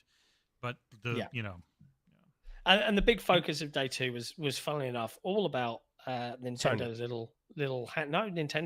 Nintendo's handheld console was the primary. They had all topic the consoles of conversation, in the course, including the Switch. They did have them all up there. Yeah, they had a PS5 and a Series X, and he was like, different it looks. Look how tiny it is. They talked about the form factor, right? And the point of this is, right? So I heard that. The FTC want to say Microsoft doesn't talk about the Switch internally. They only talk about how they're comparatively to PlayStation. And to try and back up this whole premise of a high-performance console market that doesn't really exist, right? And Microsoft are like, the Switch is in the shops. You can go buy it. It's on the same shelves as the PlayStation. It has games. It has games. It has games. It's a games console. It's in the market. And, the biggest selling. As Jesse said, they did bring in all of the consoles. I think the quote used was the PS5 and the Xbox Series consoles shipped at the same time. From a form factor, these two functionally look more equivalent. But Spencer, I'm picking out some quotes here, thanks to the wonderful work of Tom Warren at The Verge. He's got some great recaps on both of the days, by the way, so definitely go check out. It's incorrect to say Nintendo isn't a competitor. But he did admit that, of course, there's some clear hardware differences. The Switch was designed for people to take on the go, whereas the Gen 8 Xbox One consoles require that they're plugged into a wall and don't have a screen. Nintendo built a different platform. But the FTC wouldn't let this bone go, right? So Spencer was questioned how many frames per second the Series X consoles, and this is where it gets hilarious, right? Because any of us know, well, the Switch could do 120 FPS. The game wouldn't look very good, but it could do it, right? So this is always a balancing act of artistic intent and performance and so on. From the nerdy science side, I don't think it has HDMI 2.1. So it might be 60, but it might be able to output at 120, but at like a really low resolution. Fair. You never know. We gotta be honest. Yeah. But you get my point, right? Is that the creation of games and the performance of games is what are we making and what do we want it to perform like? There's plenty of 60 FPS games on Switch, and they were going into all sorts of crazy detail, and just wouldn't let that go. Oh well, and then where do we go? But So I did disagree with Phil on one thing. what's that? So the lawyer kept talking about the generations. Gen Yes. 9, Gen 8, Gen this, Gen that. And he ultimately came to the end and was like, so do you think the Switch is a Gen 9 console? And Phil was like, no. I vehemently disagree on that. It's Gen The 7 Switch is because it's about as powerful as a 360. But that's not what Gen means. I know, I'm kidding. When did generations were never about power. Generations were about when your next mainline console comes out. Yeah. The Switch is their Gen 9 console. The fact that it came out 3 years before the others is irrelevant. It's their Gen 9 console. The Wii U was their Gen 8. Came out in 2012, 1 year before Xbox One and PS4. And because of how horribly it bombed, they were forced to go early on Gen 9. That is their Gen 9 console. Gen's not about power. It's about their next console. Anyone who says the Switch is not a Gen 9 console is objectively incorrect. I get why Phil said it, because he was kind of tired and bored and angry. Well, I think he was just. I think that was one where they were just. I actually think it hurt his argument. I actually think, and I don't know if he realized that, it actually hurt his argument more. He should have said, no, it is a Gen 9 console. It's their 9th generation console. It is. It depends what their internal discussion about it is. So if they've never called it Gen 9 internally, he can't say that simply because it's going to go against, and then it's a gotcha. So, yeah, he's trying to. He's got to think about all the things he said 4 or 5 years ago. Legalese is not logical. Legalese is what you can prove against the law in court, and laws quite often are not about being logical. They're written by assholes who just want to get companies more money so they can get paid. This cat is back again. What do you want? What are you doing? They're the worst. That's why I don't let mine in here during the show, because she'd get. It's only because I've got the window open because it's crazy hot in here. You guys should have air conditioning. All right, man. You don't have to rub America. your shit in my face, man. I get it. Okay, it's summer there. Okay. Yeah, it's lovely. No, it's hot. It's like 19 degrees. It's so hot. Oh. So on the subject of grilling Phil about things, so one of the things that Microsoft argued was, and I believe this was either a statement or a press release. They talked about Xbox lost the console wars. Its rivals are positioned to continue to dominate, including console wars by are a leveraging social construct. Exclusive content. And yes, we got this wonderful console quote. war is a social construct. And it's so funny. I saw Geoff Grubb tweet this out, and I atted pre-drag. I was like, dude, you know what to do. And he missed the boat, and someone else made the t-shirt and got all the love. Yeah, but I pre-drag can make a nicer one. Yeah, pre-drag will make a nicer t-shirt. He's on holiday at the moment, though, so try and leave him be. The Phil face we should have on ours is the smiley face. It would look so much better with the Phil smiley face on it. That the console war is a social construct. I had no idea pre-drag was on break. I keep asking him for thumbnails. The full quote is, as the consoles wars are a social construct with the community, I would never want to count our community out. They're big fans. So he was being he took when he was asked this, he was like, he thought for like a good 10 seconds. I was like, was the audio cut off? But then he just said this, right? If you look at our market share in the console space over 20 years, we're in 3rd place. We are behind Sony and Nintendo in console share globally. So he never said we lost. He very carefully said we're in 3rd. We're in 3rd place. Do you know what I mean? Which is fine. But then he was questioned about an email exchange with the CFO, Tim Stewart, where Phil actually described PlayStation as hostile to Xbox's survival. But they are. That's not, again, that's not news. We know this. I loved the truth from Phil here. And he said, every time we ship a game on PlayStation, Sony captures 30% of the revenue that we do on their platform, and then they use that money amongst other revenue that they have to try and do things to reduce Xbox's That's a clever way of spinning that. That's a very clever way of spinning that. We ultimately spin. We try to compete, but as I said, over the last 20 years, we failed to do that effectively. Okay, now this brought up an interesting point of discussion, because I saw a lot of people on Twitter with their own attempted gotchas, but Microsoft's a $1 trillion company. You're telling me they can't outbid Sony on this? Look, Phil gets into this. They went into it deeply on why they. I know but they again, not news. We've spoken about this stuff forever. So, for all the idiot fanboys that don't understand how this works, Microsoft is a ginormous company, yeah? Huge company.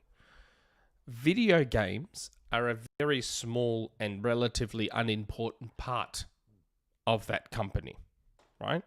Sony, on the other hand, would effectively live or die by PlayStation. PlayStation is a massive, massive, massive part of Sony. Yeah. And both in image, in financial importance, in everything. Nintendo, even more so. That's why Nintendo is so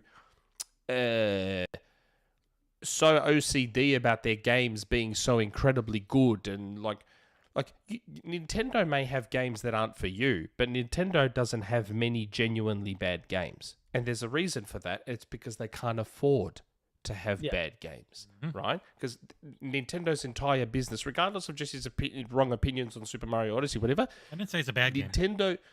Nintendo doesn't have many genuinely bad games because they simply can't afford to have bad games, right? Because their whole business is video games. Sony, to a lesser extent. Sony also can't afford to have too many. That's why Sony is so all in, up until recently, was so all in on the third person, over the shoulder, narrative driven, because that's where they found success. So they're like, well, guys, video games are very important to us. Do what's working. Keep doing what's working. Keep doing what's working, right? Microsoft, if Xbox went away tomorrow, Microsoft would just keep on trucking. Yeah. The way they've been trucking. So you can't turn around and say, well, Microsoft's a $2.8 trillion company, and why can't they outbid Sony on these deals? Here's why. Because Microsoft's not just going to give blank checks to Xbox to do whatever the hell they want. Very true. Because Xbox is in the position they're in, their deals more. aren't going to cost the same as it costs Sony. So there has to be a tipping point where Microsoft's like, well, no, screw that. Yeah. Why does Sony only have to pay $5 million for that deal, but we've got to pay 10? Go get stuffed. Tell them to get stuffed. There's a point where they have to say no more. Yeah, it's and I agree with the mindset. That's my point. It's the same reason why, again, XboxEra ahead of the curve. It's the same reason why I've been trying to tell you all Sony's not going day one PS Plus yet. This is where their market leadership has the opposite effect. Microsoft gets all these great third-party Game Pass deals. Why aren't we seeing Sony do the same with PlayStation Plus? They do indies, but they're not doing big third-party deals on PlayStation Plus. Why do you think that is, geniuses? Why do you think that is? Because when you're the market leader, it's going to cost more for a third party to forego all those potential PlayStation sales to launch their game into PlayStation Plus. Idiots. Where with Microsoft, it's not going to cost it. No, I'm saying idiots because these people don't think before they talk. Take away your bias for your stupid box. This is where your market leadership hurts you. That's why Sony's going to take a while to do day one on PlayStation Plus, because they need to get their first-party studios cranking to get more games out per year to be able to do it. So the future of PlayStation Plus will be day one launches and some indies, sprinkled with some indies and some old third-party games. That's what PlayStation where the sales Plus will are look at the like. tail end. Yeah. So they'll get day one indies like Stray, like Rocket League, like whatever. They'll do some of those, all their first party, and they'll sprinkle in some old third party stuff. And they'll put their first party back in, because even now, once their first party goes in, it comes out eventually. It doesn't stay forever. Yeah, it doesn't stick around. But Microsoft, who's third and doesn't have a lot of console sales, even though I was hoping the console sales would come out, because I still think it's higher than people think. But anyway, because their install base is lower, those third-party Game Pass deals don't cost as much. So they get an Outriders, they get a Back 4 Blood, they get all these third-party launches, Path of the Goddess, Exoprimal. They can get these because there's not as many lost sales. Yeah, so that's an advantage that's the nutshell. Microsoft has. That's the nutshell. And I have to pause for a minute. Big shout out to Biggity08, who's been a member for 2 months as an XboxEra supporter. He says, "What's up, fellas? One of the few podcasts that speak facts. Keep it up. Thumbs up." If you want to become a YouTube member, you can do so. Equally, if you want to support XboxEra, you can go to patreon.com/XboxEra and you get all sorts of cool perks and all the fun stuff. And you get to annoy us every week with community questions. But we'll get to them at the end of the show. So, furthermore, FTC was like, so your business isn't necessarily meeting its internal targets today, right? And Phil said, nope, it's not today. With the majority of our business residing as the third place console business, we're not a robust business. Interesting phrasing, because, and I think this is a bit disingenuous. He didn't say they're losing money. He said we are not a robust business, but wasn't it 2 days ago or something that we had a big, we're making more money than ever on Xbox. We did PCs exploding. They said they're not hitting. So the wording is they're not hitting their internal targets. That's the key. Right. Yeah. We don't know what their targets are. Their targets could be astronaut. They could be like Square Enix.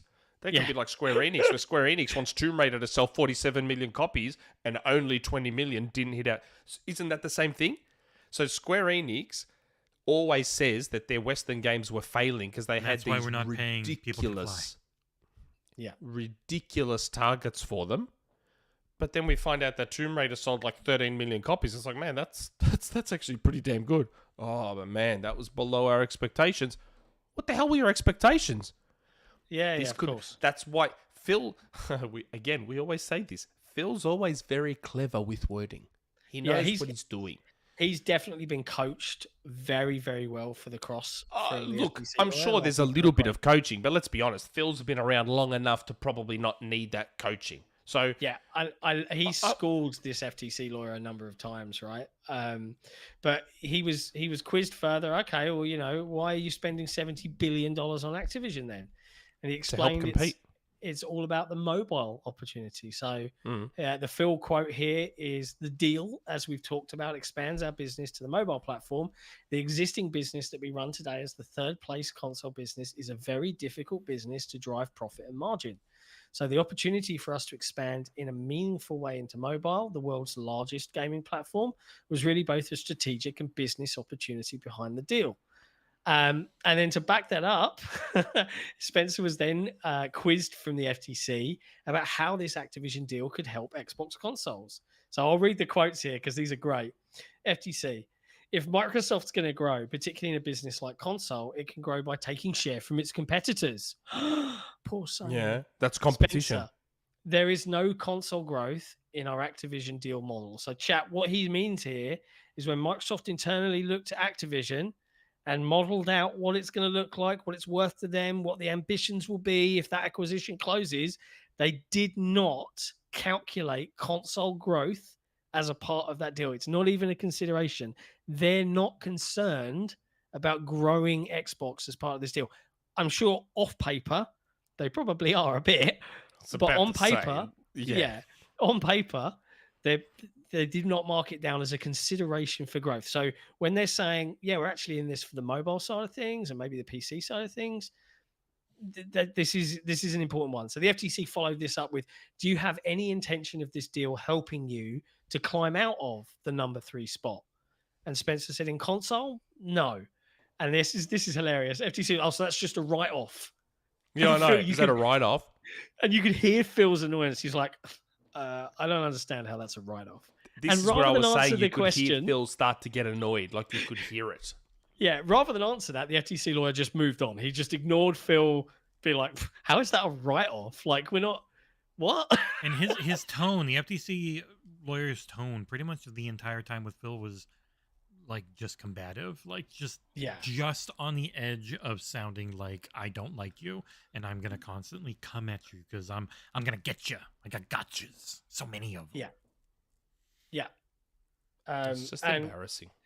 They did get followed up, right? So the FTC guy was like, if you could make a decision that would benefit Microsoft and harm Microsoft's competitors in any of the markets that they've discussed, that would be good for Microsoft gaming numbers, right?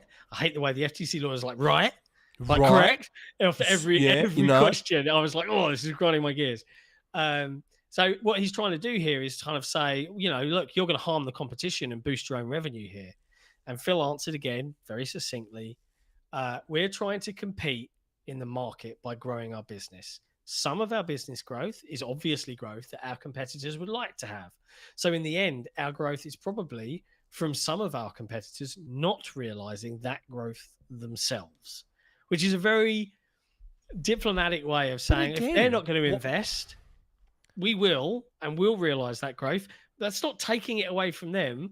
That's our competitors not doing the same thing and ergo not earning that growth. I think that's a fair answer. That's my interpretation. But why are they not allowed to grow?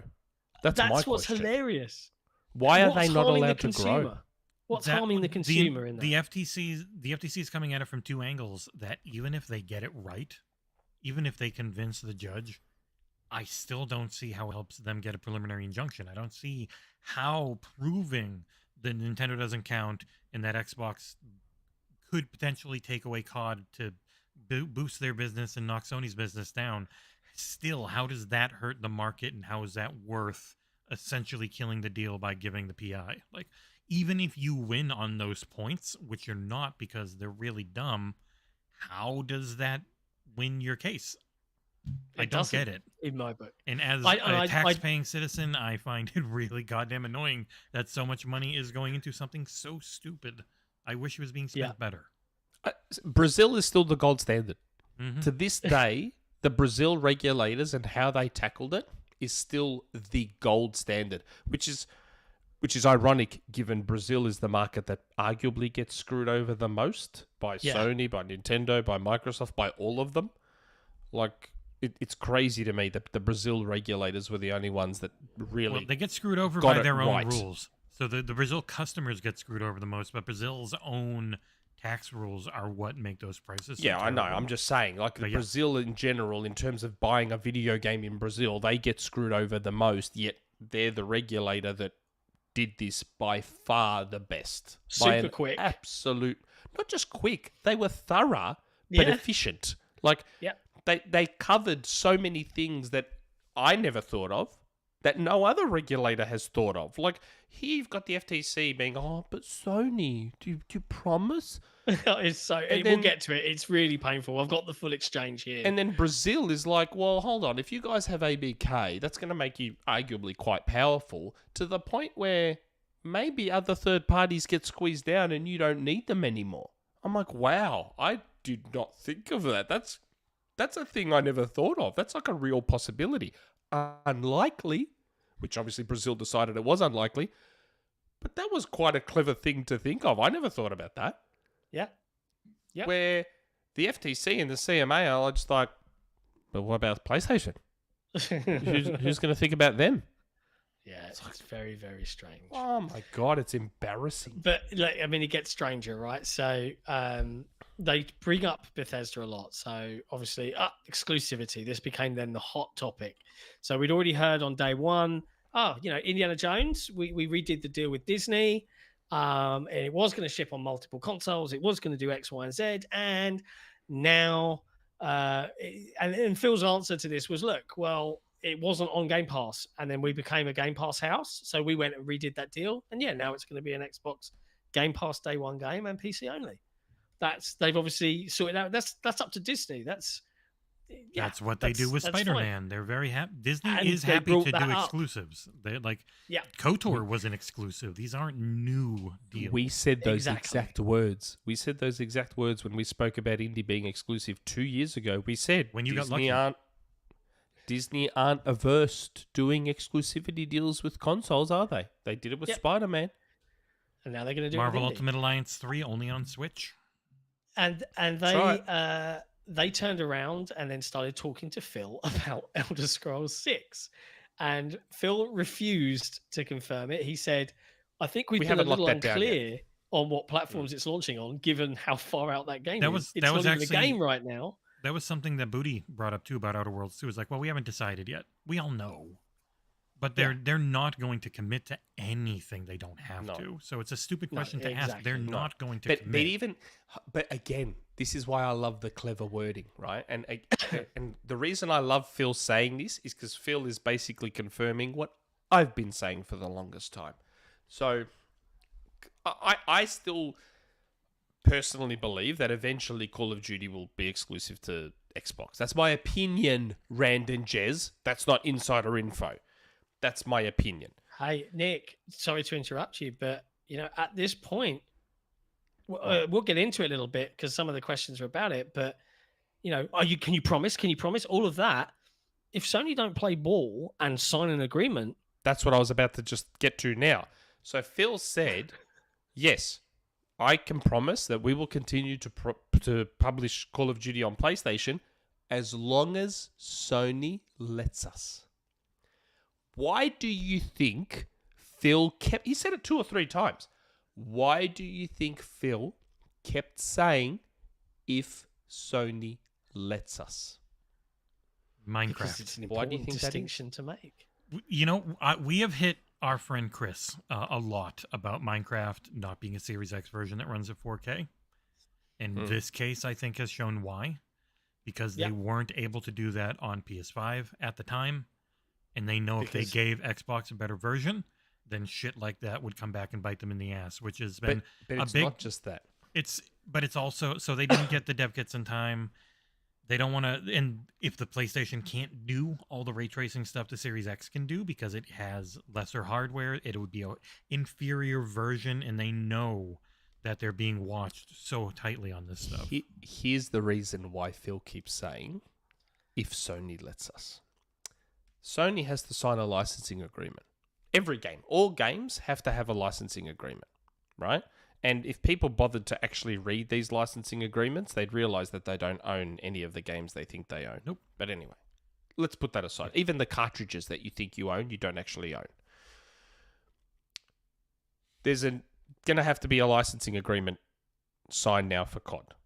Once Microsoft, or if and when Microsoft he owns talked it. about And the general publisher agreement that they have. Yeah.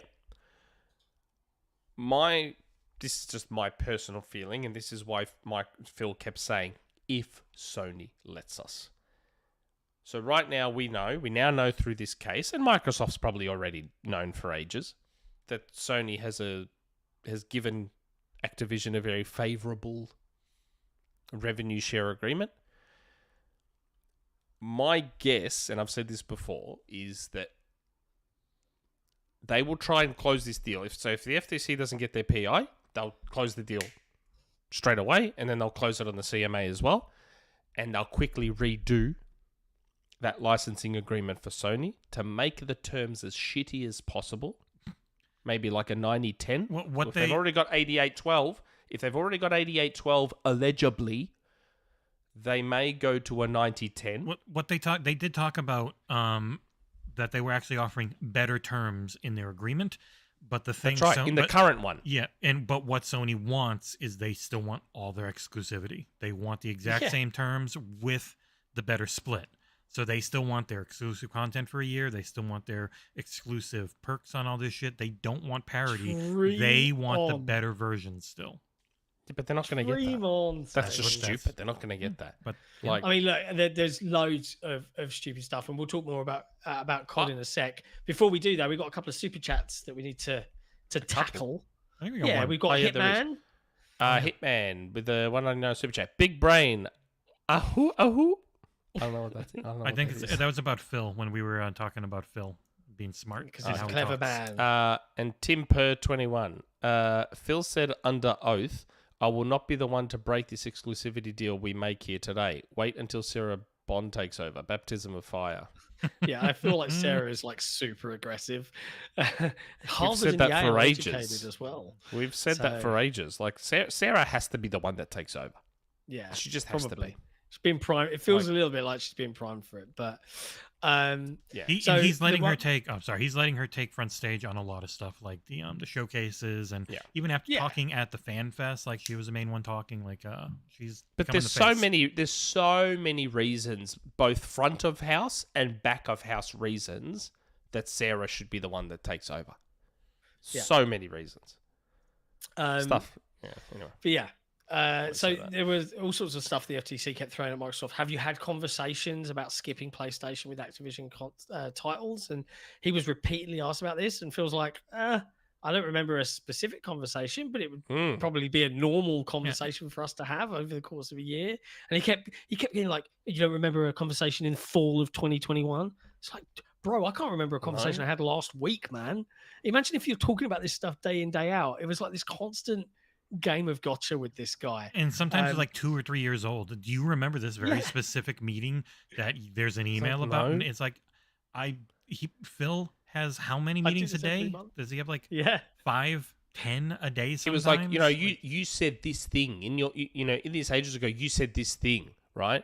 You know, do you remember that? And he's like, I mean, if I did say it, it's like factually incorrect. We're still publishing games on PlayStation. We're still it was about ZeniMax. Yeah. And he's like, you remember you said this? And he's like, well, yeah, even if I said it, it's clearly factually incorrect because we're still publishing Bethesda games on PlayStation. Yeah, one of the ones that they hammered on was emails about Minecraft Dungeons and how Phil was having a chat with the Xbox CMO, Mike Nichols. And they were both like, yeah, it should be exclusive to Xbox. Regardless of that conversation, it still arrived on PlayStation, Xbox, PC, and Switch, right? But the biggest revelation that came out of a lot of the conversation that everyone was really surprised about, and I know, Nick, we kind of talked about it already, was that, and I liked that Phil was so direct about this. Look, Sony regularly, and he didn't say Sony makes deals to support the games or buys first part, exclusivity. He said they're paying competitors to skip Xbox. They're paying publishers to skip our platform. Which we've talked about. And the quote was from Phil, when we acquired ZeniMax, one of the impetus for that is that Sony had done a deal for Deathloop and Ghostwire Tokyo to pay Bethesda to not ship those games on Xbox. So the discussion about Starfield, when we heard, via Imran Khan maybe, that Starfield was potentially also going to end up skipping Xbox, we can't be in a position as a third place console where we fall further behind on our content ownership. So we've had to secure content to remain viable in the business. Fair enough. And I loved it. I actually saw a tweet, and it's not often I see a tweet from Ryan McCaffrey that I like. Sorry, Ryan. But he was like, Sony was fucking around. Yeah, fuck around and find out. Securing exclusivity for Ghostwire and Deathloop, and then they found out with Starfield. We're just going to buy the whole company. Again, I loved it. That was stuff we had said back then. Like that's what this is, and that's probably a part of what ABK is, and that's why I've pivoted from Capcom to Square now. I'm like, I wouldn't be surprised if they're having a look at Square, and it came out that there had been discussions about acquiring Square. Again. Another fuck around and find out moment because Sony just keeps money heading all the Square stuff and Microsoft has to pay overs to get stuff on there. Yeah, it's crazy. So they're like, bugger it. We'll buy Square. Wasn't the only one. Their style of Money Hat isn't we're going to get better things for our customers. It's we're paying not to help our customers. They're going to have this anyways. We are paying so your customers don't get anything. And that's, I think, always the difference is like they're just paying. They're not paying to make something exist. They're not paying to make something better for their fans generally. They are mostly paying when they can, outside of COD, to just, you don't get this. That's it. Yeah. But Sony's been doing that for decades. They did it to Sega. They always... But remember, there's two sides to this story, right? So yes, I understand there's the Xbox or the anti-Sony side, which is, well, this Sony's dirty tactics. They're always trying to muscle out the competition. They muscled out Sega. They're trying to muscle out Xbox. Those things are 100% true. Sony has been doing shady tactics to muscle out the competition from day one, right?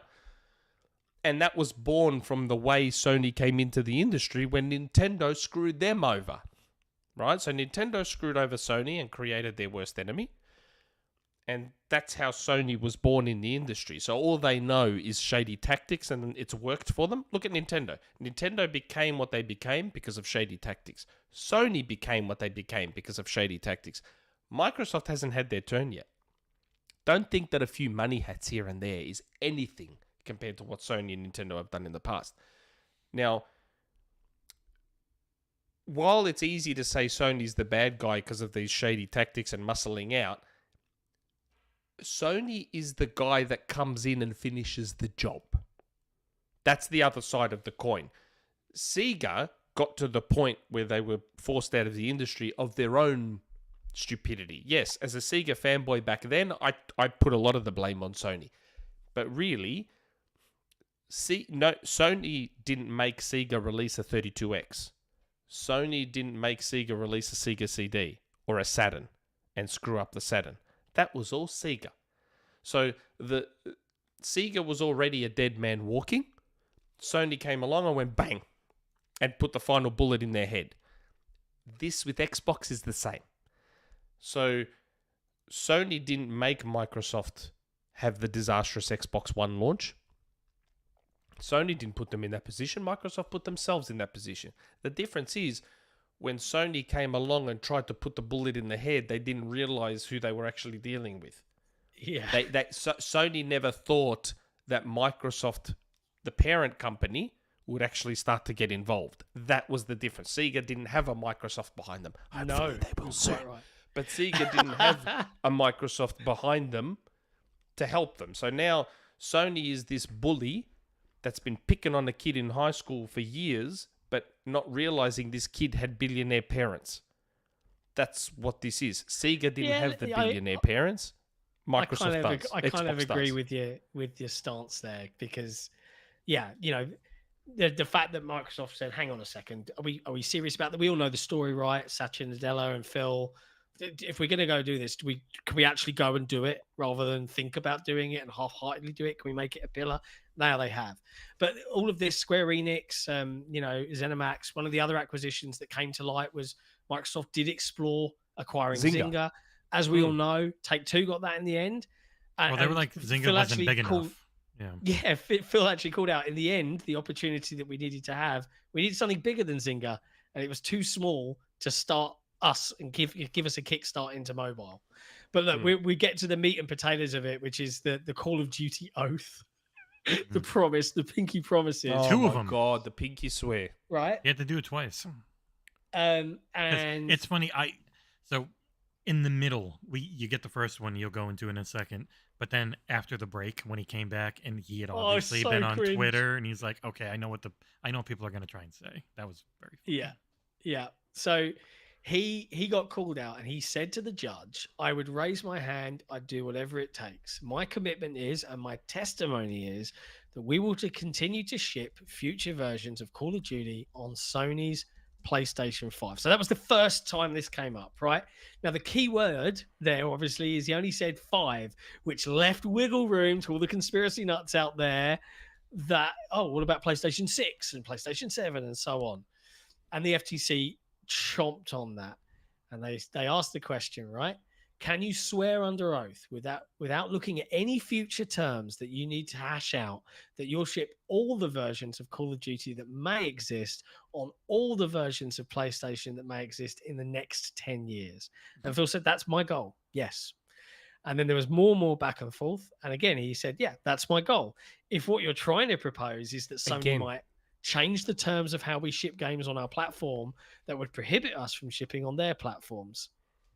Clever it was wording. Really that's awkward. my goal. Yeah, you can't that lock is yourself. My goal. That's why they don't want to go above 10 years. You can't lock yourself into something you don't know. That's our intention. That's our desire. Very smart wording. We've said that before. Yeah, we got a super chat that's kind of talking about that type of thinking that Nick was just doing. Hitman again. Big frontal lobe thinking, Nick. Yeah. And the FTC wouldn't let this go. They then started asking about other Activision games. And I listened to this and I was just the judge oh my is God. Shut up, dude. It was really, this is where the judge interrupted. So the FTC were like, would you make the same promise with respect to all of Activision's games? And Phil quite rightly was like, I was asked specifically about Call of Duty. My answer is no. That's right. Activision ships games on mobile and all sorts of different platforms. They have some PC-only games like Warcraft. I don't think there's a blanket statement you can make for Activision Blizzard game content on PlayStation. And then he had a full fanboy moment, the FTC lawyer, so and he's awkward. like, what about Diablo? What about Diablo? Can you promise Diablo? I'm like, I love Phil's answer is this here. guy real? Phil's answer. Oh my God. Phil got shirty. Phil was like, can I promise? I am able to promise. He didn't promise. I'm able to promise that, yes. I'm able to promise. He didn't say he promises. He said, I'm able to promise. Like they also, like, and a question like that is they don't own Activision yet. He has an idea that, well, Diablo just came out, and Diablo 4 is a big platform. They're going to be supporting a long time. I have no idea. Legally, I don't have to have any idea what that future of Diablo is. Diablo games come out like 7 to 12 years. Like I don't know. I don't know if I can promise that to you. It's just the judge was just like, I am stopping this right now. Well, she was like, I'm stopping this right now. The first time the FTC were like, you're able to bind Microsoft today. Are you able to bind the corporation here today? Phil didn't answer. And the FTC also, I remember listening to this and thinking, what a douche. He was like, I think the point has been made. I'm happy to move along. And the judge was like, yeah, why don't we move along? You could hear the exasperation in the voice, and it didn't improve, right? So they were talking about the acquisition, and this was brilliant from Phil, right? He sat down and schooled this FTC guy. So we've all heard this argument, right? Oh, they're spending $70 billion. They've got to make that back, right? So FTC, you have a $70 billion upfront payment that you're making for Activision, right? And Phil's like, no. When you acquire something, it's not a payment. It's like when you buy a house. You're buying an asset that has value. So it's really a transfer of cash into that asset, which is called Activision, and that you believe retains the value that you acquired it for. So to try and characterize 70 billion as somehow spent like a payment is incorrect. Financially, it's really moving that 70 billion into the asset, which is a game publisher, that to us is actually worth more than 70 billion. So it's not spent money. Beautiful. Like the FTC, the Federal Trade Commission, should really understand already what an acquisition is and how it works. I'll admit I don't know about that stuff. I would have seen it probably in a similar way to how the FTC lawyers saw it. You're paying 70 billion to get this thing. That's how I would have seen it. What spending money is you trade. I'm just admitting that I'm a dummy, man. I'm just saying. He shouldn't be, because trading. I know he shouldn't be. Spending money is literally trading your money for something. Like the Federal Trade Commission, this is what they oversee. So getting that fundamental thing wrong hurt me as an idiot inside, that somebody in this position could say something so seemingly to me idiotic. It's like you are a government lawyer for the Federal Trade Commission, and your thing is overseeing acquisitions, and to so flatly and incorrectly state what an acquisition is fundamentally hurt. My heart was aching with like, how am I paying this guy to do this right now? Yeah, it's painful. And Nick, this was the point where the FTC then started going back onto the Call of Duty commitments, and they just threw it in there. It was like a last. He said he was Hail done. Mary. Yeah, he said he was done, and then said, "Oh, can I ask about this?" And so the lawyer was like, "Yeah, I'm done." Oh wait, can you make a commitment to bringing it to Sony's PlayStation Cloud service? And the judge went, PlayStation? Yeah. And she just went, I don't think that's it. I'm going to cut off the question. I don't need that. Yeah. I know you all don't want to believe in it, but there's every chance that FTC lawyer is just they're lockstep in what PlayStation's lawyers are telling them. They are lockstep in it. It is their only focus. You keep saying that, but I don't understand why people don't want to accept the fact that fans of video games exist everywhere. He doesn't understand video games. He doesn't at all. That doesn't mean he can't be a fan of PlayStation. I've got mates who love Xbox and PlayStation, have no idea about the industry, but they're still fans of that platform.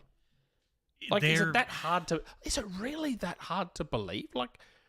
Like Sarah Bond said, her 76-year-old dad loves Diablo. There's gaming fans everywhere. But the way I look at it, believe for them being a government entity with a directive from their lead, Lena Khan, that we're going to do everything we can to stop this. When they don't have any decent legal recourse, and the only thing they can grasp onto to try and figure something out are the arguments of the main competitor, because it literally goes against every tenet of the FTC to back Sony in this. They are backing the market leader, but they're doing it because they don't have any other case. They're obvious. The female lawyer in the first day seemed fine. She seemed to get it and was doing okay. That's why it was so cordial, because she kind of came off like, yeah, I know I don't really have a ton here. But the guy in day two with his smarmy voice, and Jesus Christ, did he just sound right? He sounded like such a jerk. He was like the teacher in high school you hated because he thought he knew everything, but he was a fucking idiot. But they've had more people quit than ever under Lena Khan because they just don't like working for her because they don't agree with her. And the way she's on the right side of the issue going about it in the completely wrong way when it comes to big tech and acquisitions and stuff. Like Lena Khan is Resetera, where she is on the right side most of the time, but she goes about it in the exact wrong way. And so the lawyers they have now are being told, you must win this case no matter what. And when they look at the law and they're like, well, this is a vertical merger and there's no reason why we should be against it, what can they grasp onto if they're new and they don't know? Can I ask something? Like something I've been seeing in the chat a lot, and I don't know where it's coming from because I don't follow Bethesda enough. Pete Hines, PlayStation fan. It's because of the because Pete apologized. Yeah, he apologized that their games aren't on PlayStation anymore. It seems like it's more than that, though. I'm seeing it a lot in the chat. The and I don't angry know where email it's about from. how come we don't get to stay third party. Because he emailed. Oh, I didn't. Okay. Yeah. So after the ABK thing, and Phil was like, their games, COD will stay on PlayStation. And Pete's like, well, why don't we get to do that? Like, I know about the apology, but that apology didn't come across to me like he's a PlayStation fan. He took a lot of shit just from people online. That he actually kind of quit Twitter because people wouldn't stop leaving him alone about it. So. And look, I would say to the chat, look, if you're I was just curious why I was like, what did I miss? Nothing major, just people reading into stuff. If you're a creator, you probably want your stuff to be played by as many people as possible. And look, the reality is they've been bought by Microsoft, but now they're seeing, they're seeing Bungie. No, we're still going to release everything third party. They're seeing Activision. No, we still have to release on third party. And he's like, oh man, we let down so many fans that may exist on other platforms. PlayStation. Well, that's how I interpret it. I interpreted his he's apology just a human as, being. well, we've always been on PlayStation, and all of a sudden we're not. Sorry to the PlayStation fans that like our content. That's the reality. I didn't interpret his apology as, oh, well, he's spewing because he prefers PlayStation. That's not how I interpreted it. Chat looks at things like A versus B, and publishers and developers don't. They just like being everywhere, and they like being on everything. Now, in certain cases, it's obviously better to just be on one. It's a hell of a lot less work for QA and all that. But still, in the end, they're creatives who like their stuff being everywhere, and Bethesda had a long history on PlayStation. Not as long as on Xbox, but still a long history on PlayStation. Yeah. And now that you're just gone there. And all those devs you worked with, who you're friends with, all those fans that you know because they interact online, like that's all just gone. It's just the reality, man. They've been acquired. That's just the reality. It was, but then Bungie gets to stay third party. Call of Duty gets to stay third party. And you're like, oh, what the fuck? But that's the agreement, though. So Mojang is as well. Mojang's third party too. So that's the agreement. So Bethesda's agreement wasn't that. So Minecraft is that, but it doesn't sound like other things are that. Like Dungeons didn't have to be everywhere. Legends did not have to be everywhere. Why? But they did. Where'd you hear that? That was a whole conversation. We talked about it just now. So go on. Phil and you know who it was, John, the guy who we had the email with, and they're like, we probably shouldn't put it other places.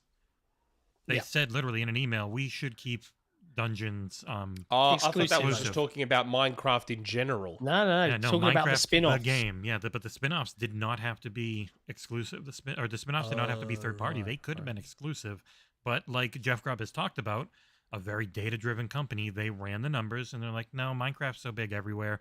We should put Dungeons everywhere. If we put it everywhere except for Sony, it will bite us in the ass. So all the things you always talk about, Nick, with tariff contracts and all the things logically some people would love to see, they know they can't because they want to keep acquiring people. And so if they are the bad guy jerks, it will cost them severely. In this case, the fact that they have kept Minecraft everywhere is huge for getting this deal through.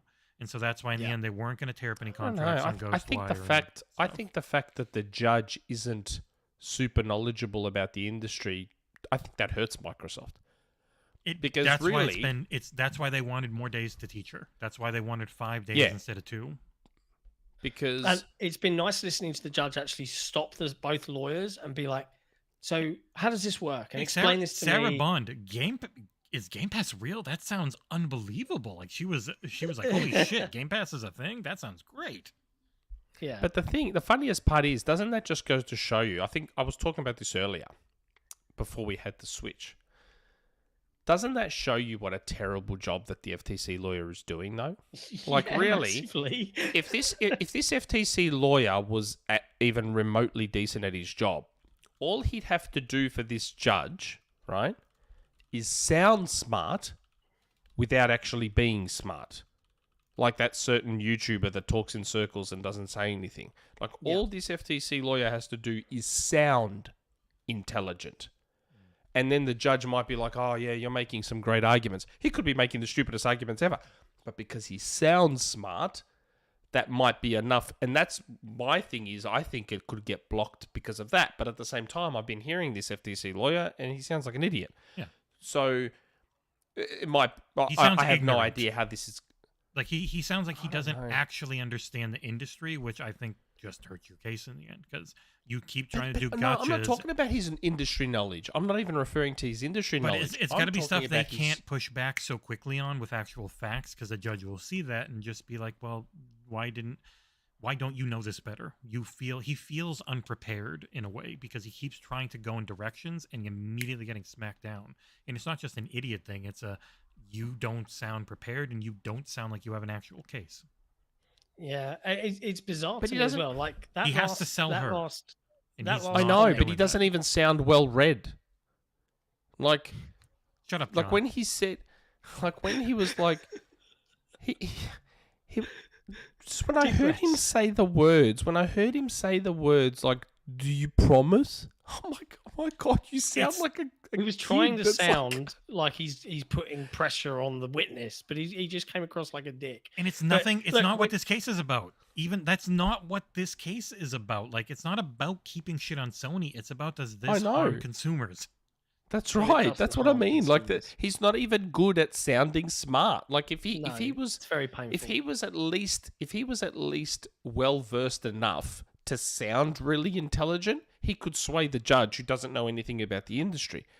But this guy's not even well versed enough to sound smart to bamboozle the judge. Like the judge has twice been like, "Oh my god, shut up!" Yeah, twice. I know how that judge feels. The crazy thing is with the Call of Duty cut off at the end when he came in, are you going to put it on cloud? When they cut them off, you heard it on the audio. You could hear like a like, whoa, that's not good, right? And what's peculiar about that question is, okay, why PlayStation's cloud? Because before this was even a case in front of the judge, Microsoft wanted to talk about their existing cloud gaming agreements with Nvidia, with Ubisoft, whatever they're called, Boostroid, all of those other ones. Boostroid, Ubisoft. Right, and the FTC were like, no. They're not important. They're ambiguous. They've got lots of questions around them. We shouldn't talk about them. They're not relevant. So if those cloud agreements aren't relevant, why would a cloud agreement with Sony be relevant? That's right. I don't understand the question. Either way, it's done. EU approved it on those terms. So the last person to come in was Stadia guy, Google Stadia. So this is the former product lead for Stadia, which is a guy called Dov Zimring. Cool name. So the FTC spent a large amount of time asking Zimring to discuss all of the technical details of Stadia. And Zimring was quite proud of it, right? You know, yeah, we could do 4K. It didn't exist anywhere else in cloud. But fundamentally, Stadia failed because it didn't have enough games and consumers were not interested in cloud gaming. What's super interesting about this is the FTC's witness, and this is the really crazy bit. The FTC, Microsoft lawyer was like, they talked about Stadia, they talked about competing, and then asked the zinger question. This is the FTC's witness. So Stadia competed with consoles, including Xbox? And yes, was the answer. But wait, if cloud gaming's a separate market, sorry, FTC, your own witness just kicked you in the face. I don't know if that's too late to get into the cat appeal, but that Google themselves saying, yes, we were competing with Xbox immediately hurts the entire CMA case. So I imagine like the moment the nascent market. Yeah, how it's a nascent, it's its own market. But Google's looking at it like, no. Google's looking at it like, no, we were competing with consoles. So Google themselves saying that under oath in court in the US, if there's any way they can bring that up to the tribunal. My God. It's just completely... Well, that appeal's coming soon, right? So, but hey, I mean, and we also, I mean, if we didn't already know why Stadia failed, we found more reasons why Stadia failed. Horrendous business set up. Terrible business plan. I mean, we already knew. Like they needed games to be made. They were a Linux company that understood Linux, so they made their stuff work best there. And that means you need to have bespoke versions of games made, which is unbelievably expensive, as in $20 million for Red Dead to be ported. We had said years ago, Google didn't quite comprehend the amount of money you have to lose and the number to get of years. To get the foot in the door in gaming. Microsoft, people don't realize how much money Microsoft had to lose on original Xbox. They lost so much money, and that was just to get a foot in the door. That wasn't to become the market leader. That was just to get a foot in the door. And once Google realized it, they were like, yeah, ciao for now. We're out of here. So, we don't want to do that. It's all in all, it was absolutely fascinating and also kind of crazy to hear some hilarious, of this in real insane. I've loved the peek behind the curtain of what the games industry is like. And I also liked hearing directly from some of these public space people's just real talk. They're totally just paying people to keep stuff off our console and blah, blah, blah. Now, what's happening next? Next week, the trial continues. Monday, nothing's going down. We've got Satya Nadella. We've got that's going to be interesting. A couple of NVIDIA guys. We've got some other folks. I think we've got an economist and other things from the Tuesday's the big day with Satya, Bobby Kotick, and the Nintendo executive. Is Bobby going up? Bobby's going up on the stand. Bobby, you know what Bobby's going to do, don't you? You know what Bobby's going to do, don't you? What's Bobby going to do? He's going to make the dealings with Sony look so gross and horrific. If Sony allows him, because they keep getting all their shit sealed and it's infuriating. He's going to find a way to make those deals look so bad, and they were trying to screw over Microsoft, and Bobby's going to go all in, I reckon. The other big one on Tuesday is executive Steve Singer of Nintendo, called by Microsoft. Yeah. That's going to be a very interesting one, isn't it? We compete with Microsoft. That's probably what he's going to say. That is going to be, And look, we've heard that there's a Jim Ryan pre-recorded video deposition. We don't get to watch it. No, well, there were some filings made to the court that suggests that some parts of that deposition might be sealed. So we don't know. Yeah, they were saying they went. So when they had a long break yesterday, well, they didn't have a long break. We didn't hear for a while after the lunch break. Is because they're talking about was some of or all of Jim's testimony or depositions going to be sealed. So we don't know if it's going to be some. We don't know if it's going to be all. We don't know. But either way, the hearing's going to resume again Tuesday morning, 8:30 a.m. PT. That's 11:30 Eastern Standard Time. Jesse, of course, will be on hand streaming. That's the day to stream. And that's all the news. That's all the news. That's the whole. We just covered 2 days of court cases. Really, God, I'm spewing. I'm on a somewhat tight timeline because I could have gone on for so much longer. Well, we've still got to do name a game and community questions. There's not many community questions. Have you got community questions? There's barely any left, so that's fine. But we can jump to name a game. In the end, the most important thing out of all of this was that I knew about Indiana Jones 2 years ago. That's the most important thing that came out of all of this. It's fair. It's fair.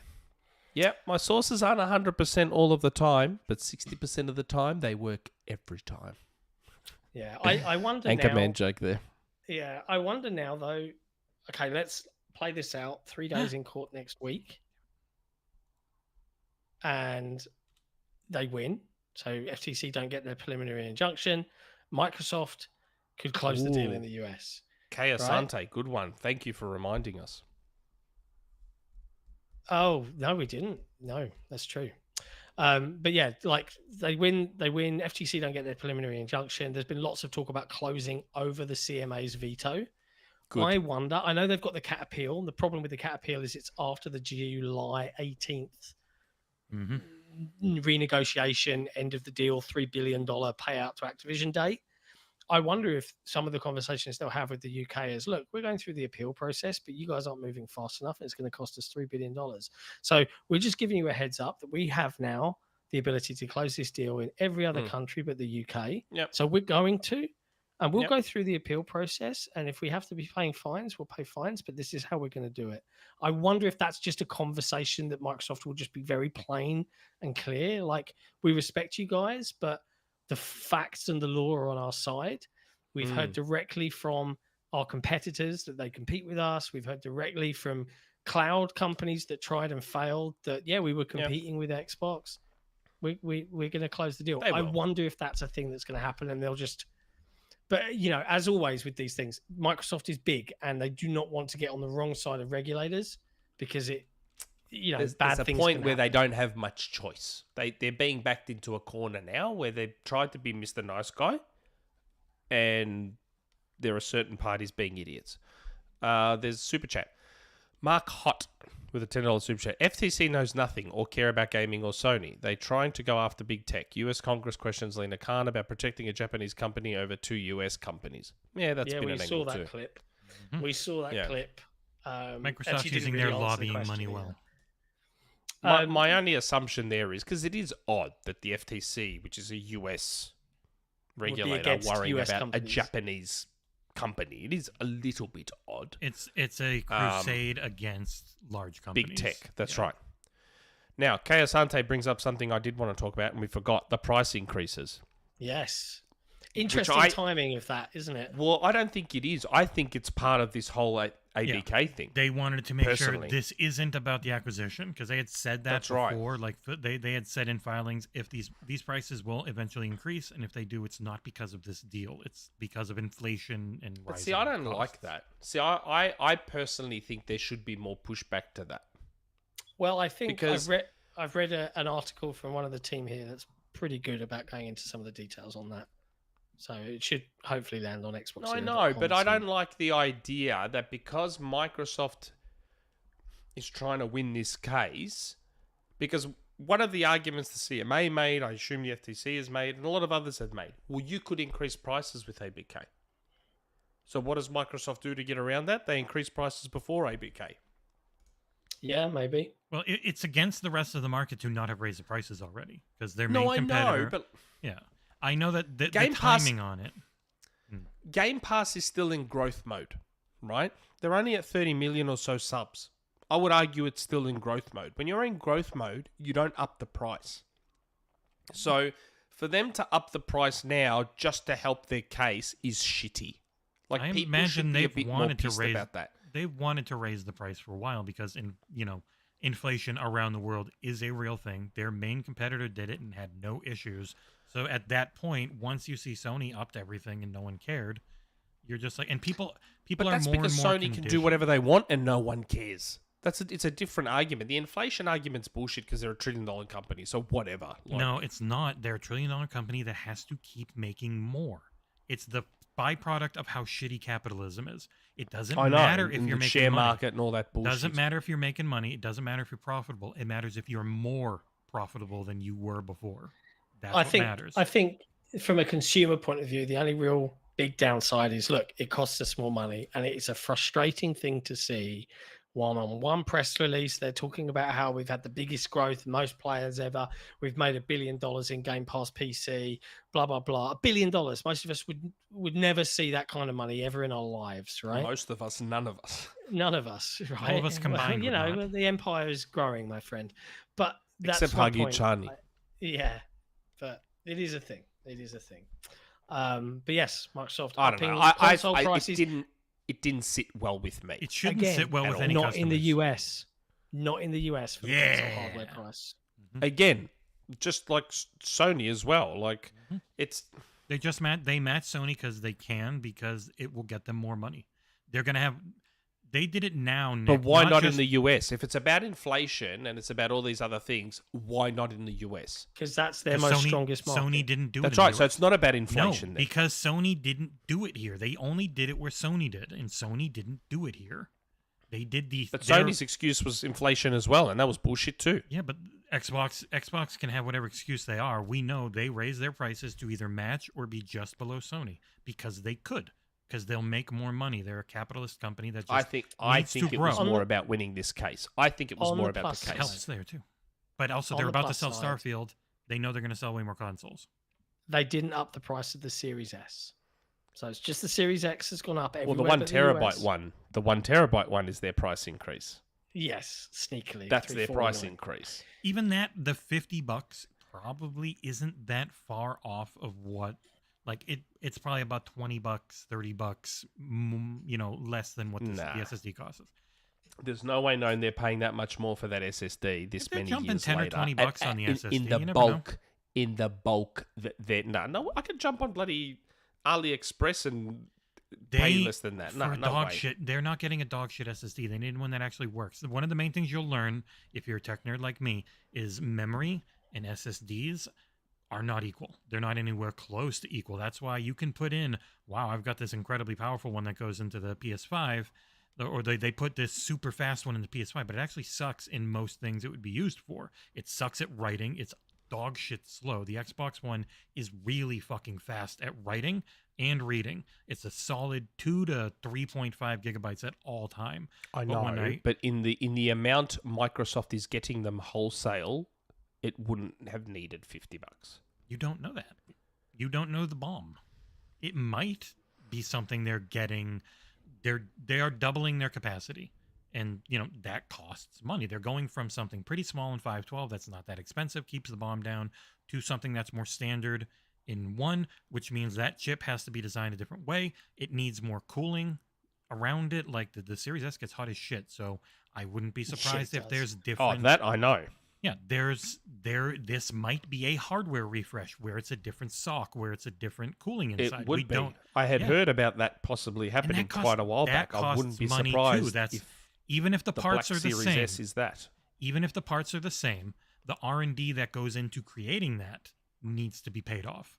So in the end, it's not a shitty price increase when you are technically getting more as a customer. It's probably about the least they would do to still try and make some money, and then they do their sales and it's cheaper and they're not losing money. Like you can't look at it like, oh, it's just $50 for the SSD. It's like, no, there's probably a lot more that went into this revision. Still doesn't sit well. It shouldn't sit well. We always want our stuff to cost the cheapest it can. We don't want companies to suck, but they're companies. They suck. Consoles for everyone. They're companies that can't just free. I'm not saying free. I'm just saying the timing of all this, the optics of all this, the impetus for all of this doesn't sit well. It's trifold. I don't think they're going to sell way more I think we all agreed they were building into the cloud. That was a good excuse to have their numbers be down during this case. They get some future proofing for cloud. Their numbers look bad for this case. Then also for now, they up these prices before the case ends. Looks good for this case, but they also not only get their numbers to look better quarter over quarter and year over year, they're about to sell what could be the game of the generation if it hits in Starfield, and they've got a new Forza after 6 years. All of it matters. It all comes together. I think, just from a pure consumer point of view, it feels a little bit I'm struggling to pay to heat my house. And then, but it doesn't affect me. And this is the thing. And this is the difference from, all of the big publications and perhaps us, is that, we still live in a world where we understand that, stuff costs money. And for the listeners and for the community out there, if you want to get a game, we're lucky. We get game codes and stuff, and we can just, they're great, thanks. But that's not always the case for everybody that's listening or watching. They have to go out and decide where to spend. It's the beauty of Game Pass, but for anything else, there's always that concern, right? What's it going to cost me to have this new toy? And it just feels like after a really great showcase where all the momentum's on their side, they can kind of just suck up the bad news. Right? Yeah, we're up in the prices to match everyone else. That's the end. And they'll just they'll coast through it, and they have. But yeah, it is a thing.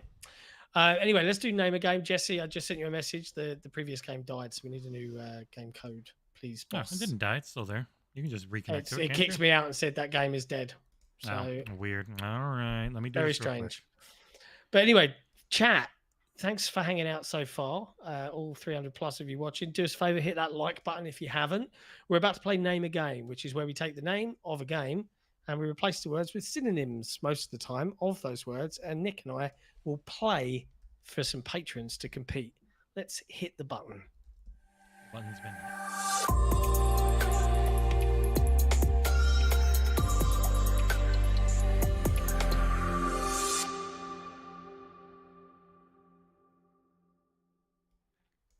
We're back. Who am I playing for as a Patreon this dark. week? You he's are at the playing top. for Q-Tang Clan Barbecue. Yes, I think I've seen him in the He's chat been in the today, chat? Q-Tang Yes, Clan. he's almost always in the chat. Well, I'm playing for you today, buddy. I am playing DM me for the answers. What? Technic Puppet. That's who I'm playing for. Technic Puppet. All Nick. right. You And really as named always, yourself Nick was right this? Oh my god. if as always, chat, if you want to possibly be up for a chance of winning a game code by us acting as your respective champions, all you need to do is be a member of the XboxEra Patreon, which you can do really simply by visiting patreon.com/XboxEra. And depending upon what tier you select, you can get t-shirts and other cool merch and all sorts of fun stuff. So definitely worth doing. Plus, you get super secret access. I gotta win this game quick because I got a footy game to get to. This so I man's gotta got a win footy this game fast. to go to. All right, Jesse, what's the What's the topic? theme this week? Games that have courtrooms in them. It's funny. I love courtroom films, but I don't know if I love courtroom. I games. love courtroom Doesn't films. have to be. How It good doesn't is have to just be a courtroom game. how good is Okay. Primal Fear?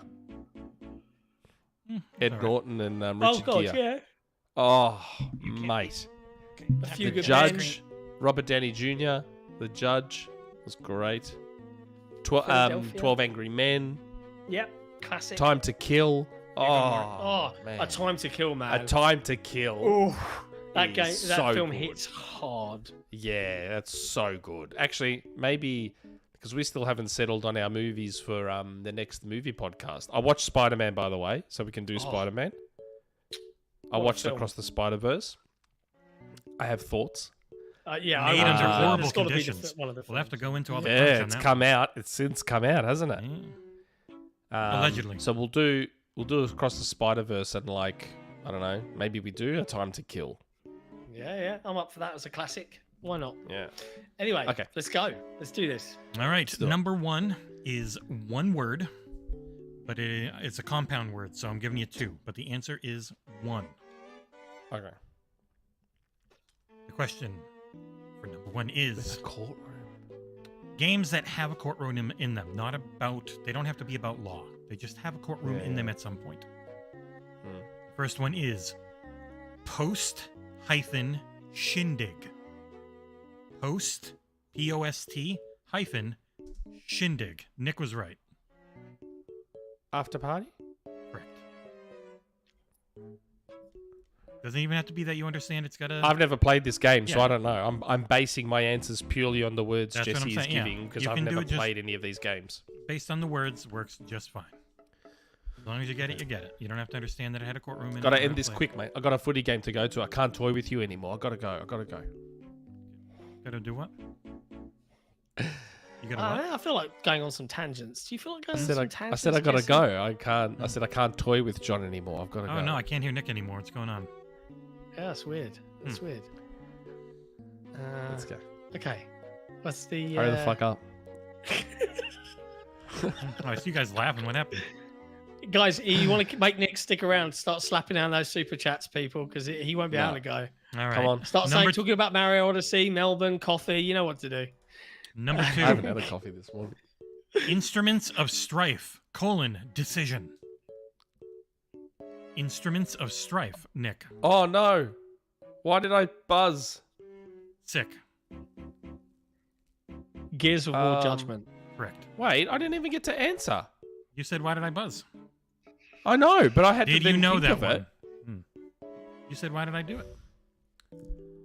That's not. That's cheating. You shouldn't say something like, oh no, why did I Nah, buzz? that's Well, that bullshit. makes- I didn't say I give up. I didn't say anything like that. That's not right. You know. We'll see. That's not. That's like flat. Come out to a cheating. judge's decision. No point for John. Take next point away. Back to 0-0. Longer game. No. 1-0. That should just be. You whine like a baby. That should just be. No. You whine like a little No, child. it should be 1-0. It should just stay 1-0. You literally said you have no idea what it is. No, I didn't. You said, I said, why did I buzz? Like, He I might buzzed want to too leave quick. quickly, but he will argue. I for was this about point. to clear your buzzer so it could be treated as if you had not buzzed. No. And then John got it too quick. All right, we're at 0-0. What? Bullshit. Why? I Okay, got the Nick- first one right. Fine. Nick is now at -1. Whatever, man. It's 1-0. Go. Objection. Sustained. 1-1. promise? Were you going to get Gears of War Judgment? Be honest with me. I probably would have, man. No, you lose I've a gotten point. Gears of War ones before. 1-0, John. All right. Why I was upset at myself with hitting the space bar was because I didn't give myself time to even think about it before pushing the space bar. All right, we're going to put up a poll in chat, however long this takes. Start a poll.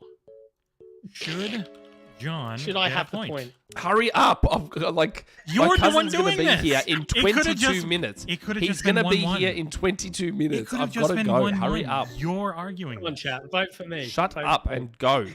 Hurry up! While that goes, it's 1-1. If they say no, I'll take a point away. The next one Nice. is Just one like the word. split That for word Call of is Duty. conclusion.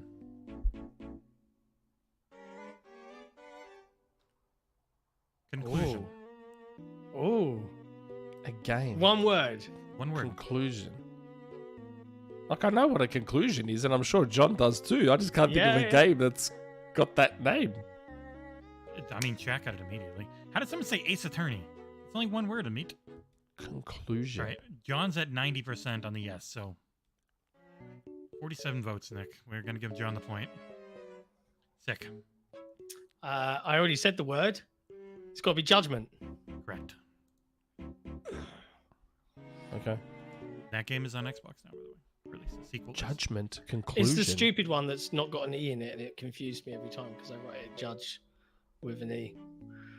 Where's judgment conclusion? The conclusion of the case, the judgment of the... What is your conclusion? All right, 2-1, John. You don't say no. The chat spoke. 1-1. Chat. Okay, you know what? We'll let John get to 4 before you get to 3. Drag this out. Next one is 2 words. Toad snippets. And I'm clearing the buzzers. Toad snippets. Neither of you played this. Toad, as in a frog. Toad. Toad. Toad snippets. Neither of you probably played Toad. this or might not have ever even heard of it. Toad snippets. Cisco And it's a Rogue 2-word Yellow's got it. game. Yes, 2-word It's game. a 2-word game. 2-word game. Frog It- snippets. Chat has. I mean, toad snippets. Cisco Rogue has already gotten it. Is this a real game? Yes. It's a real well-known game for nerds. Indie game. Right. I do not know this game. Neither do I. Like, I'm again, like- you've got to base it. You've got to base it on the what? I don't know. Frog pieces. You want to take a quick guess, John? No, I have no idea. Like, Frog? I was immediately thinking Nintendo with Toad, but obviously that's a synonym for another word. So Frog? it can't. Frog. Toad? Frog fractions.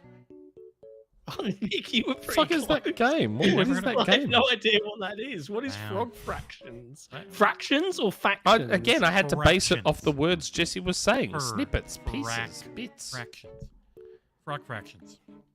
Wow. Really weird game. I You would've should have chosen the gone words toad divide. equations. Yeah, That yeah, would have yeah. been better. Yeah, Easy. Toad I equations. didn't want that one to be easy. How is All that right. too easy when we've never heard of the Next game? one.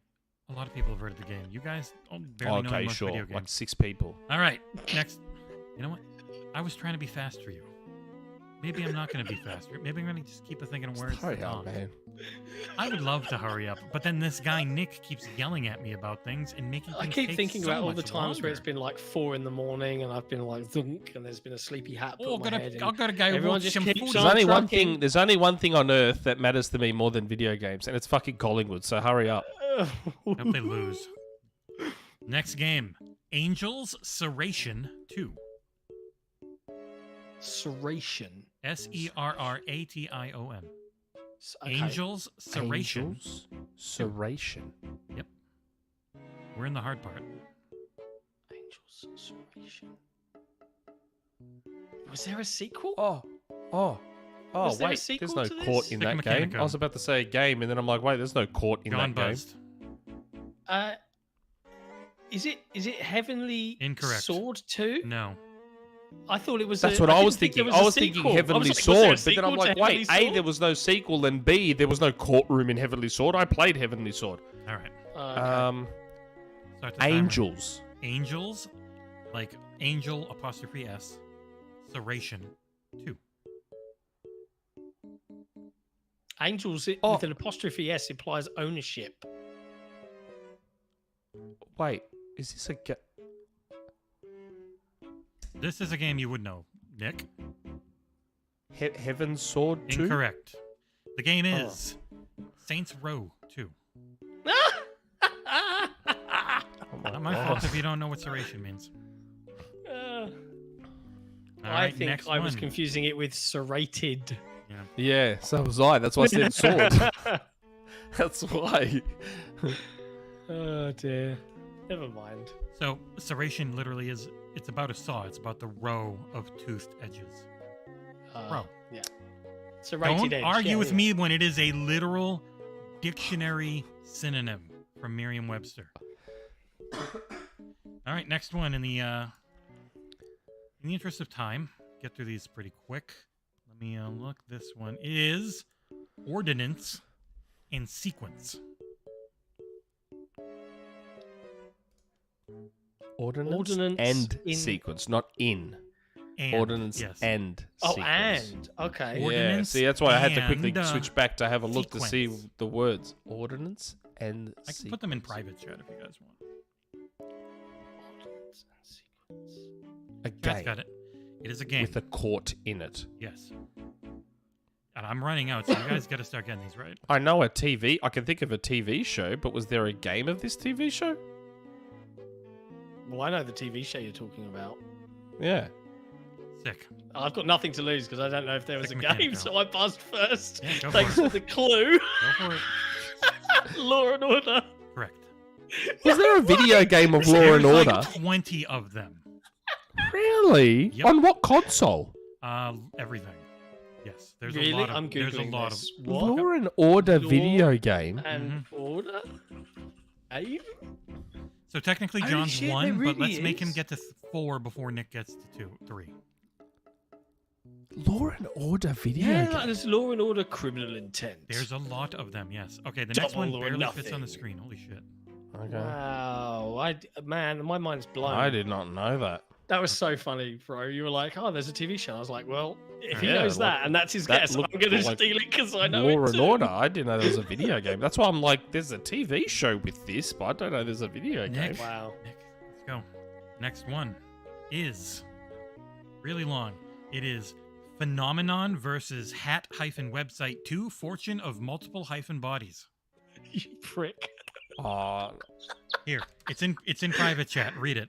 It's in the chat. Phenomenon versus Hat website. Yeah, I put it in chat. Put it in our private chat. Phenomenon versus Hat-Website 2 Fortune of Multiple Bodies. Nick. Marvel versus Capcom 2. Clash of Marvel versus Capcom 2. Clash of Heroes? Clash of shit, what is it? Starting the timer. Marvel versus Capcom 2. Oh my god, what's the other part of it? 5, I was going. 4, 3, 2, 1. All right. Do you have What's the any other idea part what of it it? is, John? Can you steal this? You know what this game is. Marvel versus Capcom 2. What's the rest of it? Starting the timer. I've only got 3 more. Ultimate- I can't remember Alliance. the tagline. The Fate of Yeah. 2 Worlds. No one gets a No, point. man, you have no fucking idea. God. Bodies as worlds again. That was funny. All right, I've got 3 more. Technically, John's What's won. the but if score Nick, right now? What is the I've score? only ever known it as Marvel vs. Capcom 2. I never bothered with the rest. All right. Everyone's buzzed out. Boop, boop. Move you. All right. Next one is Flaming-Bird. Correct. Excellent advocate. Please post this in the chat. Flaming Bird, correct. Excellent. Oh, again, I'm going to screw up on the second part. Go. Phoenix Wright Ace Attorney? Correct. Yeah. Nice. I didn't go for a specific one. I just went for the main name. Yeah, that's a good one as well. Ooh. Flaming Bird. I was like, that really threw me. Yeah, Phoenix. The Flaming Bird is what gave me Phoenix Wright, but then I'm excellent advocate. I'm like, because again, I have not played this game. Okay, the next one's... They're quite fun. I played one of them. The next one is maybe the worst I've ever done. It is Nobleman Truman Triple D's Nuts. Don't overthink the Triple D's Nuts. Just like Triple D. Nobleman Truman Triple D's Nuts. Nick for the tie. Duke Nukem 3D? Correct. Wow. I'm sorry about the Truman one. I'm sorry. Please don't yell at me, internet. Ooh. It was a little spicy. Wow. Holy That was good. That's one of your best. That was on fire, mate. It's the nobleman that gave. I'm like, a Duke. Well a Duke is a played. nobleman. Well played. Yeah, just don't. I mean, I'm sorry. I didn't even understand the Truman part. I don't get that. He's the president who okayed using the atomic bomb. Oh, is he? I don't know. I got it from Nobleman and Triple D's Nuts. Okay. Could have said like Oppenheimer. Or something. I win. That was 3 for me, or 4. Yeah, you're tied at 3. Okay. I already had 3 minutes. This is for the win. Cheated. Go. Stories of Simeon Atoll. Put it in the chat. Put it in so I can see it, please. Well, chat's gonna get it now. Because I reckon I Somebody know whole this thing one in there. too. Oh, wait, stories. That's the wrong word. I mean, got it. It's Ace Attorney. Stories of Simeon Atoll. Is that stories right? Click Mechanico. Fuck. Tale of Monkey Island. Correct. Tales of Yeah, Monkey because I was Island. like, isn't it Secrets of Monkey Island? That's Tales what I of was saying. Legend of Monkey Island. There's been a bunch. Tales of Monkey This was Island. 2009. Yeah, because something as else. soon as I heard Simeon Atoll, I'm like, oh, Monkey Island. But then I went to say secrets. I'm like, wait, stories aren't secrets. Hold on. Is this right? Exactly. And the only reason I got that primarily was Simeon Monkey, but Atoll. There's a island in Sea of Thieves called the something Atoll, and that's the only reason I knew. No, that word I meant knew an island. atoll was an island, and I knew Simeon didn't was monkey. until I played The Sea of stories is what screwed me up, because I only know Secret of Monkey Yeah, Island. they've had a Yes. bunch. So, Tales of Monkey Island, Chapter 4, The Trial and Execution of Guybrush Threepwood, would technically be Yes. the full name. That's the part of that game that had the courtroom. Because it had sections to it that came out Yeah. over time, didn't it? Yeah. The overall game is called The Tales of Monkey Island. I only knew Secrets of Monkey Island. I didn't know. There we go. John won Well twice. Well played. Q-Tang. Reach Are there out any to Jesse. more, or is that all of them? No, that was the last one. That made it 4-3. John, he wins. Wow. Okay. Good game, Nick. Good game. We've just got the community questions to go. So whilst you're finding those, Q-Tang, congratulations on the win. One of the many perks of being a Patreon supporter at XboxEra. Chat, if you want to support XboxEra, head to patreon.com/XboxEra and you can show us all the love and let us do all the cool stuffs for you guys, including winning games. It's always fun. Nick, the last few community questions before you dash out for the football. Yep. Okay. Hit us up. Community questions. Hytham G. So yeah, don't expect timestamps anytime soon. Hytham G. If you gents invite Florian Mueller or maybe Richard Hogue, I would love to ask one of those two, like, what if MS bought 2 of the big publisher studio at the same time, like a 2 birds and 1 stone or something, and see what they say. Your gents' take? That would be a litigation nightmare, and John's muted. Yeah. I was filling up my pipe trying to do it unnoisily. Sorry. I've spoken to both Mr. Hogue and Florian Mueller to see if we could get one of them on. Mr. Hogue is obviously still going through some extended recovery, and we wish him all the very best in getting there. Florian, we're a bit out of his time zone for a live show, but we could look to do some sort of interview, middle of the day show at some point soon to talk about things. So it's something we would like to do, but we've got to respect people's availability and time. So, and our own availability and time. And our own, quite right. P.S. Nick, in Australia, do they have Outback Steak where you live? And have you ever been there before too? And is it an Australian restaurant? Just curious. I actually don't think so. Believe it or not. Maybe I'm wrong. I don't think so. Let me look it up. I'm going to rush for time. Let me look this up. Oh, yeah, we do. We do have Outback Steakhouse. I've never been there. It is an American chain. But we do have it. It came Is to that? We do have it. The first Outback Steakhouse was opened in Tampa, Florida in 1988. Wow. Oh, okay. Apparently we have it in it's in New South Wales and Queensland, which is why I don't have it, because it's not here in Victoria. It was American made. Okay. Have you ever had a blooming onion? Jesse, brother. Happy FTC weekend, gentlemen. No question from me. Enjoy your week. No. I hate my week. Well, thanks very much. You enjoy your week. Okay. Last two questions already. Woohoo. Wow. DeoGame. Nick redeemed on Indie. Yes. My question comes from that FTC lawyer. Does he seriously think Microsoft making an exclusive new IP is foreclosure or crash? Or on that note, do you think Microsoft will take non-COD on case by case?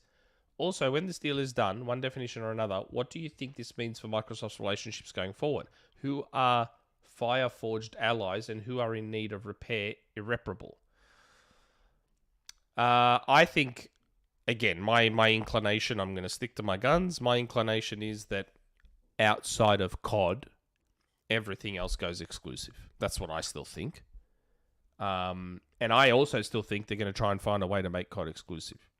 That's just what I personally believe. I think, and I hope, and yeah, I'm going to say it, I hope Sony is so stubborn and prideful. Yep. And too prideful. That they refuse to sign the deal. And Microsoft the 90-10. We're sorry, governments, but Sony don't want... We're sorry, community of Call of Duty fans, but Sony said no. Because they insisted that we still give them all of the benefits they have now. And we just wanted it to be an equal playing field. And they said no. You saw Jim's email. There's nothing we can do. They'll be fine without it. I'd love it. I'd absolutely love to see that happen. Yep. I want to see Microsoft have their turn as the assholes. Yeah. Sony's done it. Nintendo's done it. I want to see Microsoft have their turn. I want to see it. Sadly. We'll see what happens. The fireworks. What do you think it means for their relationships? Well, if they get ABK and start to legitimately become bigger in the console space, they won't have to repair relationships. Like, places will begrudgingly have to be like, well, they've got ABK. Like, they're pretty big now. We can't avoid them. Shit. It's like, it's going to be, some of it might be begrudging.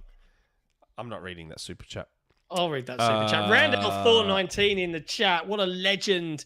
He says, not only did Nick disrespect me by cancelling my XboxEra appearance this week. What? But he also only super chatted one Australian didgeridoo. It was a $2 super chat because that's all I needed to fit what I needed to say. If I needed more, I would have put more. I didn't need more. I base my money not on how much I can afford. I base it on how much I need to type. If I needed to type $10, I would have done $10. It's not about the money. I can only apologize. I can only apologize that you were disrespected. Klass was on. Because Rand was originally going to be on. I'd organised for Jez, then Rand. And then Klass was like, well, hey, let's get on this week. And I'm like, oh, my God. I've been working for 1.5 years to get them on. I can't just turn around and be like, well, Rand is on, guys. Sorry, I can't get you on. Yeah, so I that's apologized to Rand.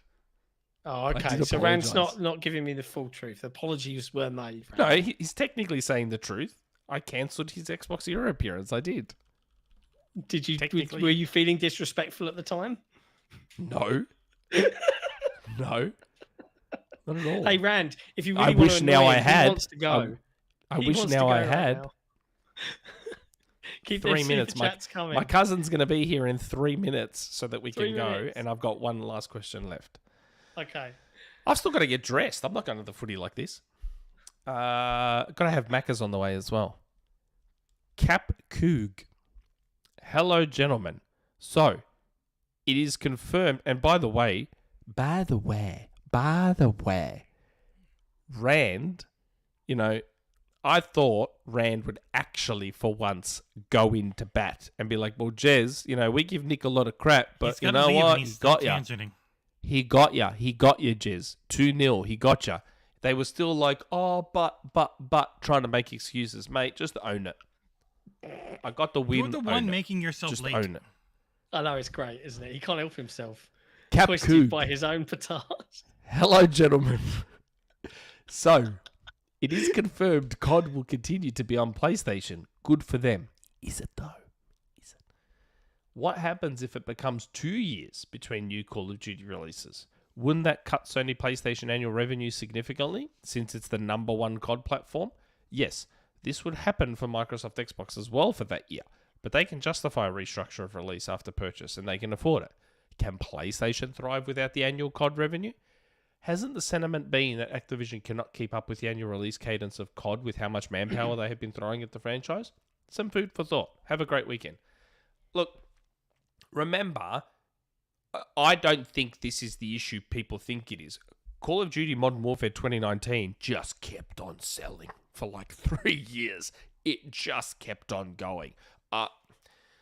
What I think changes, if they switch to a 2 or 3 year cadence, what I think happens is we get less stupid Call of Duties and we just stick to Modern Warfare because they know that Modern Warfare is the best and the one that sells the most. And they've got Warzone to top up the coffers. They just said they're going to stop supporting and shut down the servers of Warzone 1. Caldera? September 2023. They'll shut it down. I I know what you're getting at, Coug. I don't. Look, given how Modern Warfare sells, I don't think it's as much of an issue, personally. But Raptor said something in the chat, and as our executive producer, it gets up on screen.